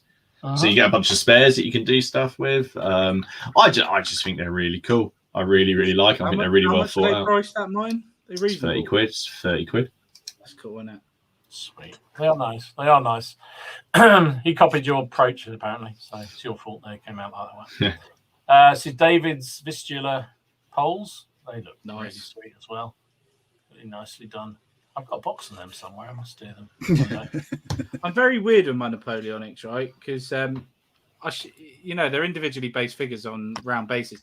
I like them on squares, individual squares for some reason. Only my Napoleonic ones. Everything I've else converted to square now. I have to say, I quite like doing them on squares now because I don't know why. You can group them up, rank them up quite well with a movement tray for black powder or what have you. But you also got them individual figures. I quite like it. I'm the same. Not saying it's a bad or anything. I just got a thing with square bases for my Napoleonic style stuff. But like all my World War II and all that need to be circular. I'd think it would be well weird to have a German on a square base. That'd be different, wouldn't it? Why? Isn't that weird? Yeah, you're right. But why? Only because warlords say you must have round bases. Yes, it's strange, isn't it? Yeah, very much. Now I have no idea what these are. I know what they are. They are Deathcore Krieg. Deathcore Krieg, yeah. They are Forge World resin, Dom. They're worth more than your year's salary. Oh. Really? Ooh. Yeah, they're not cheap. That is not cheap, and I think that's what. Yeah, he had multiple of them as well. He had the cavalry, which I thought were particularly sweet, but he had a whole load of. I heard a rumor that they're going to be releasing a Deathcore because they're very popular with Deathcore Krieg. That they're going to be one of the new They're going to be a plastic release. Well, have you at seen some point. They've released the new Canadian plastic sprue? I think it's just heads and arms though. It's not actually the bodies. Canadian. Yeah, it's just an upgrade to a really old kit. Yeah. Yeah, it's because people bang on about that kit, and it's like the Katachan kit. They need to upgrade that. You have no idea what I'm going on about, do you, Dom? No idea. I have no idea what you're talking about. I actually own some Deathcore. I actually own 2 sets of Deathcore Krieg because they had to send me a second one because the first one was so crap. But I've cut them all up for kit bashing. Yeah. And Leslie's right. Tanks go on square bases. Yes, they do. Yeah, quite right. Thanks. Yeah. Dom, I'm just going to put it this way. Each one of them riders is 17 quid. How much do you think I earn, mate? 17 quid for a rider, but a unit of those a squadron of those riders, 75 quid for that squadron he's got. Of 5. Yeah, they're not the cheapest of things, but they are Forge World resin. But I'm moving on to something a bit more familiar ground. This is Joshua's absolutely amazing figures. That's like a little diorama, isn't it? It is. Yeah. That's the retreat from Moscow, isn't it? So heading across Poland. That's really cool, man. Really, really nice. Sorry, I'm really staring at this one because there's a lot going on, isn't there? There's so much going on. I wish I picked up a couple more of the pictures because he did a load of the pictures and they're just so good. I like this guy in the front left. How he's not kneeling per se; it's like a crouch. That's crouching. Yeah. Are these those Perry retreat from Moscow figures? I think they are. I think they are. Yeah, they do look absolutely fucking sweet. Well, one of the guys down the club, Neil, he's supposed to be doing a Shakos and Bayonets army based on those figures, so that should be quite fun. I hate this bloody news thing because it's making me want to paint French again. So we got James's Prussian Hussars, which look really good as well. I never get excited about Prussians. I don't know why. I don't know. Just You got rid of your Prussians, haven't you, Martin? Now. No, they're still here. I haven't got them yet. I'm going to send them to. Is it Louis Baby that hates them? I'm going to send them all to him. Actually, let's move on. There was somebody. Yeah. Oh no, we've done that one. We got Ken, Yorkshire gamer. He's done some boat game. Boat game. That's another boat game. A different boat game. It's a different boat game. Different scale. It's a different scale, this one as well, isn't it? These are actually a different scale. It is. He didn't say what boat game it was, but it's a nice looking boat game. I like it. 1 to 3,000, I think they are, those ships, instead of 1,800, I think. Or is it 1 to 6,000? But no, I like the little smoke markers where they fire. That is pretty cool. But that little stacker thing, Dom, that's quite cool. That would be quite ideal for like your fire and all that. And shit. Yeah. Yeah. Different coloured things would be a different debris, so you could just keep track of it then. That's quite a smart idea, isn't it? Yeah, it's a good idea, actually. Yeah, I like that. What else have we got here? Sorry. Talking about tanks, talking about ships. This is boat Matthew's. game, Italians. So he was playing, this was his first tryout of the boat game, the more conventional boat game, shall we say. So that's Warspite and, oh God, I've forgotten the Italian ship, but that one down there's the Italian ship. And he had a game of that, which was absolutely, it looks sweet. He's done all those lovely red and white camo. Camo doodahs. Well, not camo, can it? But you know what I mean. Yeah, distinct markings says plain snow. No, that's cool, isn't it? Really nice. Old Fraser's gotten into it, hasn't he? Oh, Fraser's into it now. Everyone's slowly falling into it. Everyone's coming to the boat game. The boat game is becoming the thing. Yes. This is Lee John. I have no idea what they are. They're Lizard Slan. The Slan, yeah. Okay, if you say so. Very cool. Big frogs. Very cool. Big massive frogs. Were they fantasy? From what third edition. Yeah. Oh, they got rid of them, did they, after third edition? Or because I haven't seen them before. Or are they just really old models? They're old models, yeah. They're old models. I mean, the Slan were mentioned in original Rogue Trade along with the Jokero. Oh, Jesus. And these look sweet. This is Matt's effort. They're actually some really cool skeletons. He was having a break, weren't he, from I think from historical. So he's having a palette cleanser. So doing some GW. They sold like Gravelords. They're the new. They are, aren't they? They're the new ones, the new skellies. Do you know what? As skeletons go, they are nice, aren't they? They are really nice. Animated, if that's the right word. But they really are. I love the purple on them. Really nice. Yeah.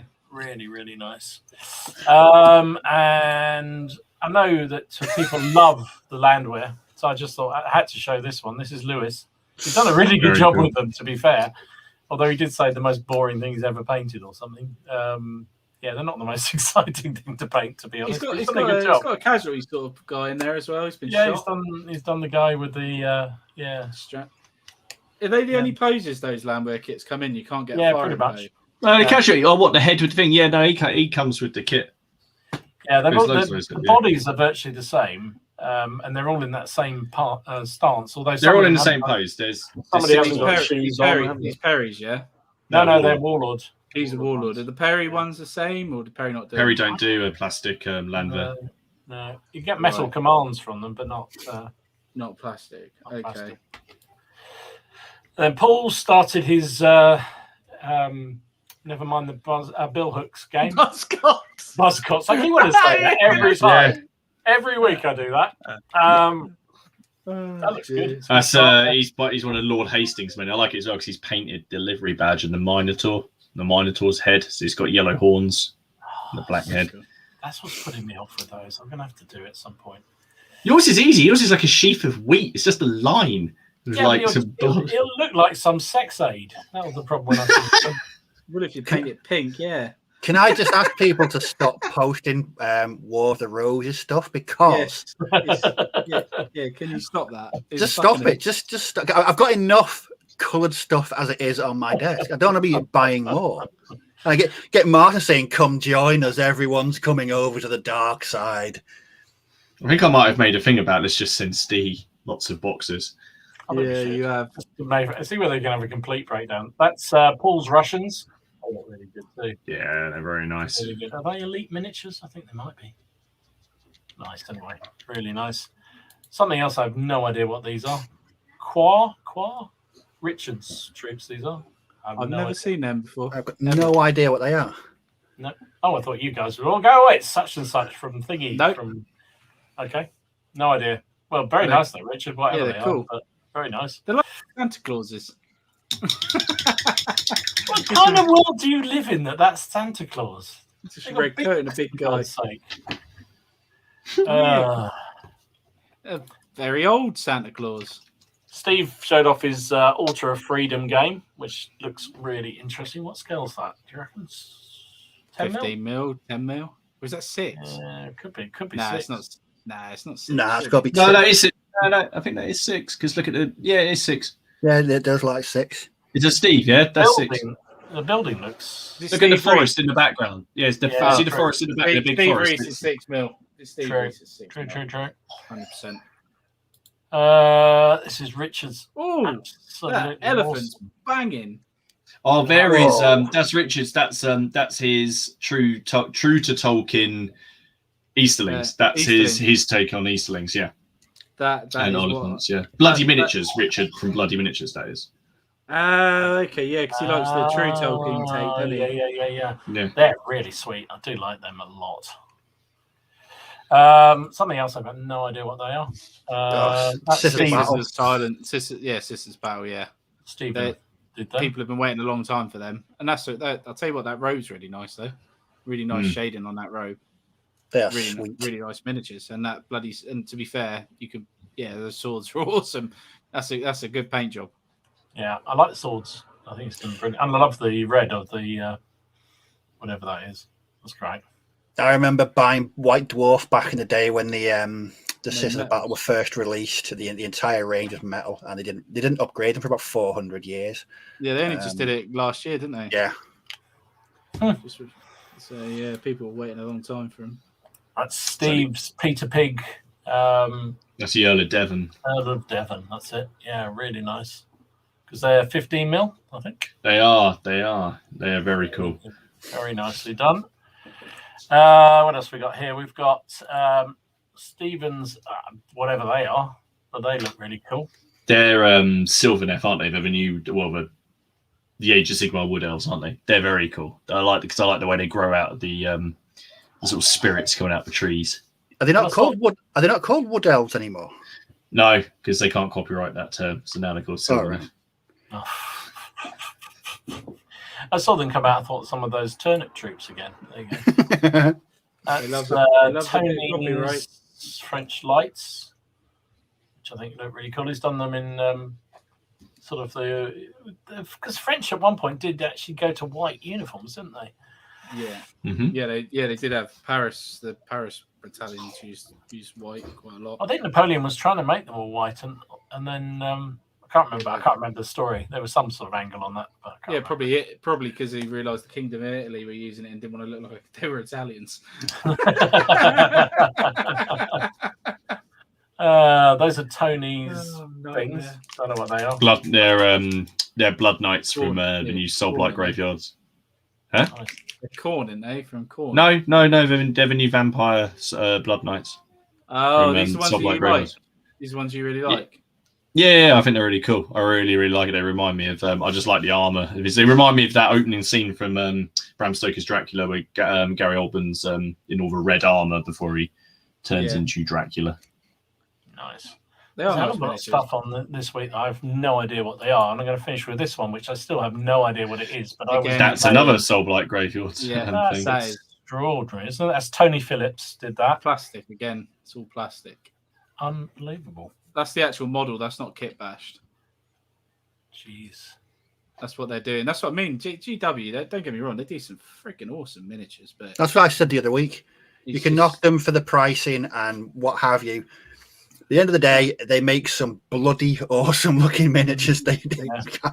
They do. You can't argue with it. You really can't. They do. And I have no idea what half of them are, but they are. Have you, Martin? Have you seen the new Bellico model? Well, the one that's like the size of it's like this big, isn't it? Yeah, the wingspan on it. It's literally one of the biggest figures I've ever seen. It's freaking huge. I'm not seeing it in the flesh. I saw a picture of it, and I was like, oh, they just kind of changed him. And then I think I saw him standing next to some scenery, and I was thinking, you've got to have exactly. James has put it, amazing mini, but how do you transport it? Exactly, yeah. I'd need to hire a truck. I'd hire a taxi. Yeah. Just put that on the back seat with a seat belt over it. That definitely wouldn't be going in the luggage hold on a plane, would it? No. So Duncan says that Qua are World War I anteaters from Zombie Smith. There you go. Thanks for that, Duncan, but I've still no idea what that means. Words just all mixed together there, don't I? It was 6 mil. Quite right. 6 mil. Yeah. That battle scene. Really, really good. Shrink says, yeah, they're cool Easterlings. I have to say, of all those fantasy stuff, those Easterlings, they were really, really cool. I'm really surprised you never got into like the Middle Earth stuff, Dom. I love it, and I would get into it. I said this before. The problem I've got is that none of the people I game with on a regular basis are into fantasy, so it's not my kind of thing. But it's not. It would be my kind of thing, and I'd love to do it. And I've done Saga Age of Magic, so I like that. And that was about as far as people would go. But nobody else really is into fantasy. So it's only me, innit? And we get to play. But somebody didn't want to play Oathmark. So I'll play. No. I don't mind playing Oathmark. I've got no problem with playing Oathmark. I've got Oathmark. I've got that other one. The oh god, was it the what's your one, Steve? Warlords of Erewhon. That's the one. I've got that one as well, which looks really fun to do. So just need to find an opponent. Yeah. I'll tell you what then. I'm coming up Wednesday. I wouldn't mind a game of Black Powder or something like that because I haven't played it in ages. Or thingy. Then maybe next time we'll play Oathmark or something. I don't mind playing Oathmark. I really like the rule set. I thought it was really cool. It's a good rule set. I enjoyed it. I have to say it was a really good game. The one game we had, I really enjoyed it. But I would do Lord of the Rings.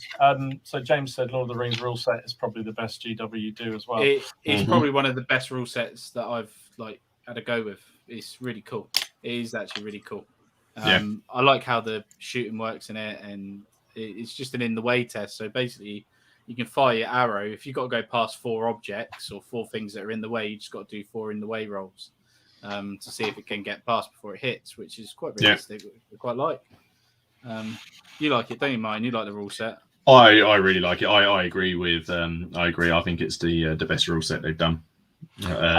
I think I've got is it what edition is it now? Because I did have one of them. It's now the Battle Games in Middle Earth. So it was the Lord of the Rings, then it was the Hobbit strategy battle game, and now it's just. In all honesty, it's not really changed that much, Dom.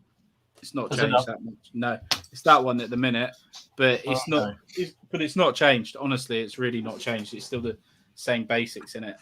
I did get the rules years ago, and I did buy some Urukai because I really fancied doing them. You probably got that one. Yeah, probably. Can't remember. Yeah, it looks like it. Yeah. No, mine was. I don't know. But I remember of it was the character was insanely strong. It was like they couldn't be beaten by anything really, apart from other characters. Is that right? Yeah. If you're playing those kind of narrative ones, then did they have the ability to have fate, might, and willpower? So they can. Someone like Aragorn has quite a high fate value. So effectively, when his wounds are reduced to 0, you start using fate to avoid him dying. Whereas Boromir, who dies, has no fate whatsoever. Yes. Okay. No, I would genuinely love to do it again, and I'd love to actually spend a bit of time building out.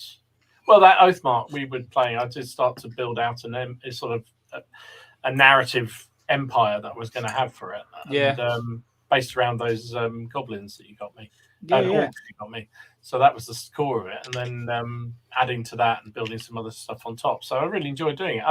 That's what I like about the fantasy stuff, because you can just sort of, especially the Oathmark thing, you could build all sorts of weird and wonderful stuff on top of each other. So you could have dwarves alongside elves, alongside orcs. So that's kind of fun. So and it just works. Yeah. But you made a certain purchase, didn't you, Martin? Have you investigated those rules yet? Yeah, I quite like the look of them. Yeah, I do. I'm going to be digging out some of my old shot. Hang on, it's down here. It was on Troll Trader. You got an absolute fucking bargain with that. So I bought that for 30 quid. That is a massive. For what you get in that box. And I had no idea, but it's something I looked at, and I looked at Kings of War, and then people were talking about it, and I was like, I'm going to. Well, it was actually before we did the survey thing last week, and I'd already bought it. So when I saw people talking about it in the comments, I was like, oh, okay. But I've still got all my sort of movement trays and everything, and I always enjoyed that part of fantasy. So if I can make my fantasy gaming a little bit more like my historical wargaming, then we'll see. You just won it because you just were sold on it because you could do big bases of. Basically, yeah. When I found out, I was like, oh, it's multi-basic. Oh, okay, cool. I can just do massive bases of rampaging monsters. Then the price sold. got you as well, didn't it? Price got you. Yeah, 30 quid. I mean, come on. Like, if it's crap, if it turns out I don't like it, I'll just do a giveaway. I'm sure someone will like it. I do like the Mantic miniatures. I think they're kind of nice. They're nice and easy to paint. He's got your trolls in there, Dom. You know, he's got Bert in there. He's got Bert in there. Yeah, Bert's in there. Have Bert and George in there. It's ridiculous. I've got 3 trolls, a bunch of scarecrow things with pumpkin heads. I've got some free-armed butcher-looking things, and then I've got not the wildlings from Game of Thrones. That was a classic game. Came up in the first in between the first lockdown, wasn't it? Or was you could still meet up outside, but you couldn't do inside. Yeah, so we it played came outside, up. didn't we? We played outside in my garden, and we did an Oathmark game, and it was a good fun game. And I remember we got these comments about, I love the atmospherics, and then somebody else talking about the owl that was, how to put the owl sound effect. No, that was really there. We were playing into the dark. Yeah, we had an owl in the tree above us. Very bright lights, didn't we? We used my lights, didn't we? Yeah, we did. Yeah, they're going. Oh, it's very atmospheric with the owl hooting in the background. Yeah, that was real. Yeah, that's a real owl. That was a real owl. Ah, dear. Anyway. So we're coming to the last few minutes of the stream. God, we've gone through some weird shit tonight. What are we up to this week? Anything exciting, boys? Apart from you coming around playing a game. Yeah, I'm looking forward to that, mate. I'm not going to lie. What are you going to do, Steve? More cod pieces and weird shit? I've got 3 days off work, so I'm going to indulge in some odd beers tomorrow night. And then... Now you're going to recover. Then I'm going to recover and try. No, these Cowboys, I just can't stop painting them. They're just so good. Have you bought another box by now? Because not yet. Not yet. I will be buying another couple of boxes though, because they're just. When I did that review video, what struck me was just how versatile. I mean, there's so many different poses you can get from one sprue. It's cool, isn't it? They've done such a great job, a really, really great job on it. But I just find them thoroughly enjoyable and different to paint. But I've also got 6 Landsknechts, and I finally put together the Landsknecht hand boosh at the weekend. So that's being done this weekend, this week as well, hopefully. So yeah, 3 days of a bit of painting. Have you managed to get your wargaming buddy into buying something or building something that who could pose your Landsknechts? No. So it's just going to be a shelf army for the moment. No, because I mean, I was going to try and I know this is like years ahead, but once I've finished the Landsknecht starter box, I want to find an opposing army. I've just seen Travis's comment. Travis, I'd go for Agrax. Then Nuln doesn't go well with a cod piece. It makes it a bit dark. Does it chafe a bit? It chafe with that? It chafes. For what you want though is Coelian thingamadoodle. Coelia green shade. That's a classic cod piece colour. There you go, Travis. All your cod piece desires are all covered here on this show. What about you, Martin? What are you up to? Well, it's my daughter's birthday tomorrow, so I highly doubt I'll be doing any. You're going to be in her face all day long. Apparently, yeah. Well, she'll be at school. I'll be assembling things, not miniatures though. No, I'm going to finish this ECW cavalry, which are basically done. I just need to base them. I've got a couple of videos to edit now and put out, and I probably finished these cowboys. I think I got played another game. I played a game of Wild West Exodus last week. Yeah, you were saying about that. Nice. Brutal game. It's very brutal. Effectively, the way the game works is a success is 10 or more, and you use D10s, right? So, and you have a stat. You roll D10, you add your stat. If you get over 10, you succeed. But that's the same. So when you're shot, you roll at your grit, and if it's over 10, you don't die. There's no wounds. So you could shoot someone. As I found out, I was like, I'm going to take the big guy. He's going to walk down the street because he's not going to die. He got shot and killed, and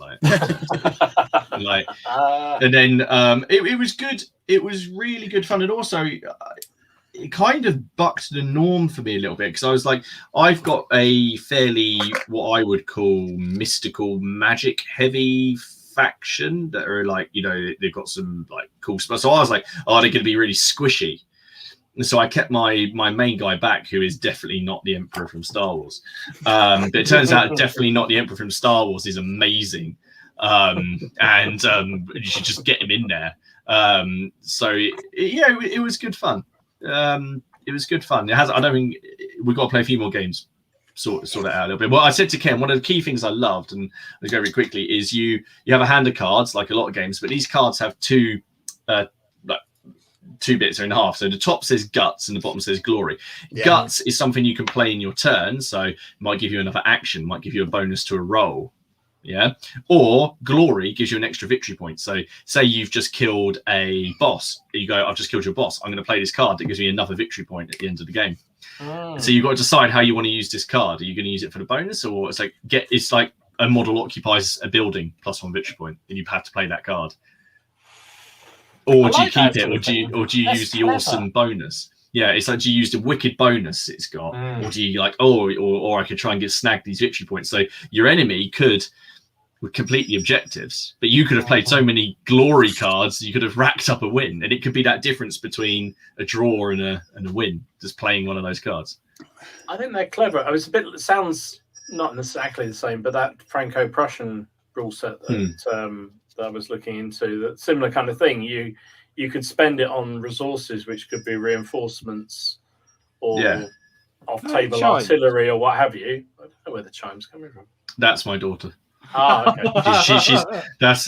She's not very well, my youngest, so she's awake, and I believe she has the bell that says "beer, please" on it. No wonder she's not well. Yeah, so I like those sort of resource type games. They're kind of fun. What about you, Ken?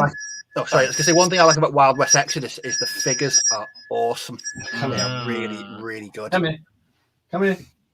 Oh, there's a little Martin coming in. Hey. Here we go. You going to ring the bell? Yes, Mod. More beer, please. Bring the beer. Hello. Oh, you're not. Oh, poor little thing. Look, there's people. You say hi. You say hello. Hello. No. You're embarrassed now. Now she said no. I don't want to know. I don't know. What are you up to then, Ken, this week? This week, just going to try and finish these ECW cavalry.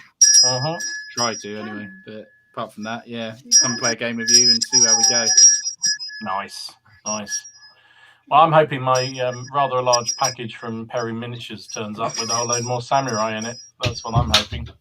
Yeah, I suddenly got very. I've gone completely the opposite direction to you, Steve and Martin, about plastics, and I just fall in love with metals again. I just loving painting metal figures again. I just absolutely loved it. Those Normans I did, just really enjoyed doing them. Don't know why. It's a shame when we lose someone, isn't it? Yeah. Well, there's got to be one of us here that's got a bit of sense. I like metals. I just haven't. I've just finished painting some metals on command bases. I've just done that command you're base. right. No. Yeah, you're right. Also, if anyone wants, because of these bloody Union Brigade, I've got loads of spare metal command because I'm not. I've got the Scots Grey command because I've got 3 boxes, so I've got 2 Scots Grey commanders. So, if anyone would like them, I'll post Join the them out. Facebook group. Yeah, and put a request in there, and we'll draw it. Anyway, I think we're there at the end of the hour. But thank you so much for everybody who joined. If you liked it, hit that like. If you didn't, hit the dislike. I don't mind. Thanks for watching. And who's on next week? Me. It's Steve again. It's Steve. There we go. So next week on Point HQ channel for all your usual Monday night frivolities and fun and games. Thank you so much for watching, everybody who did. Thanks, guys, for your time. And we'll see you again next week. See you later. Bye. Bye.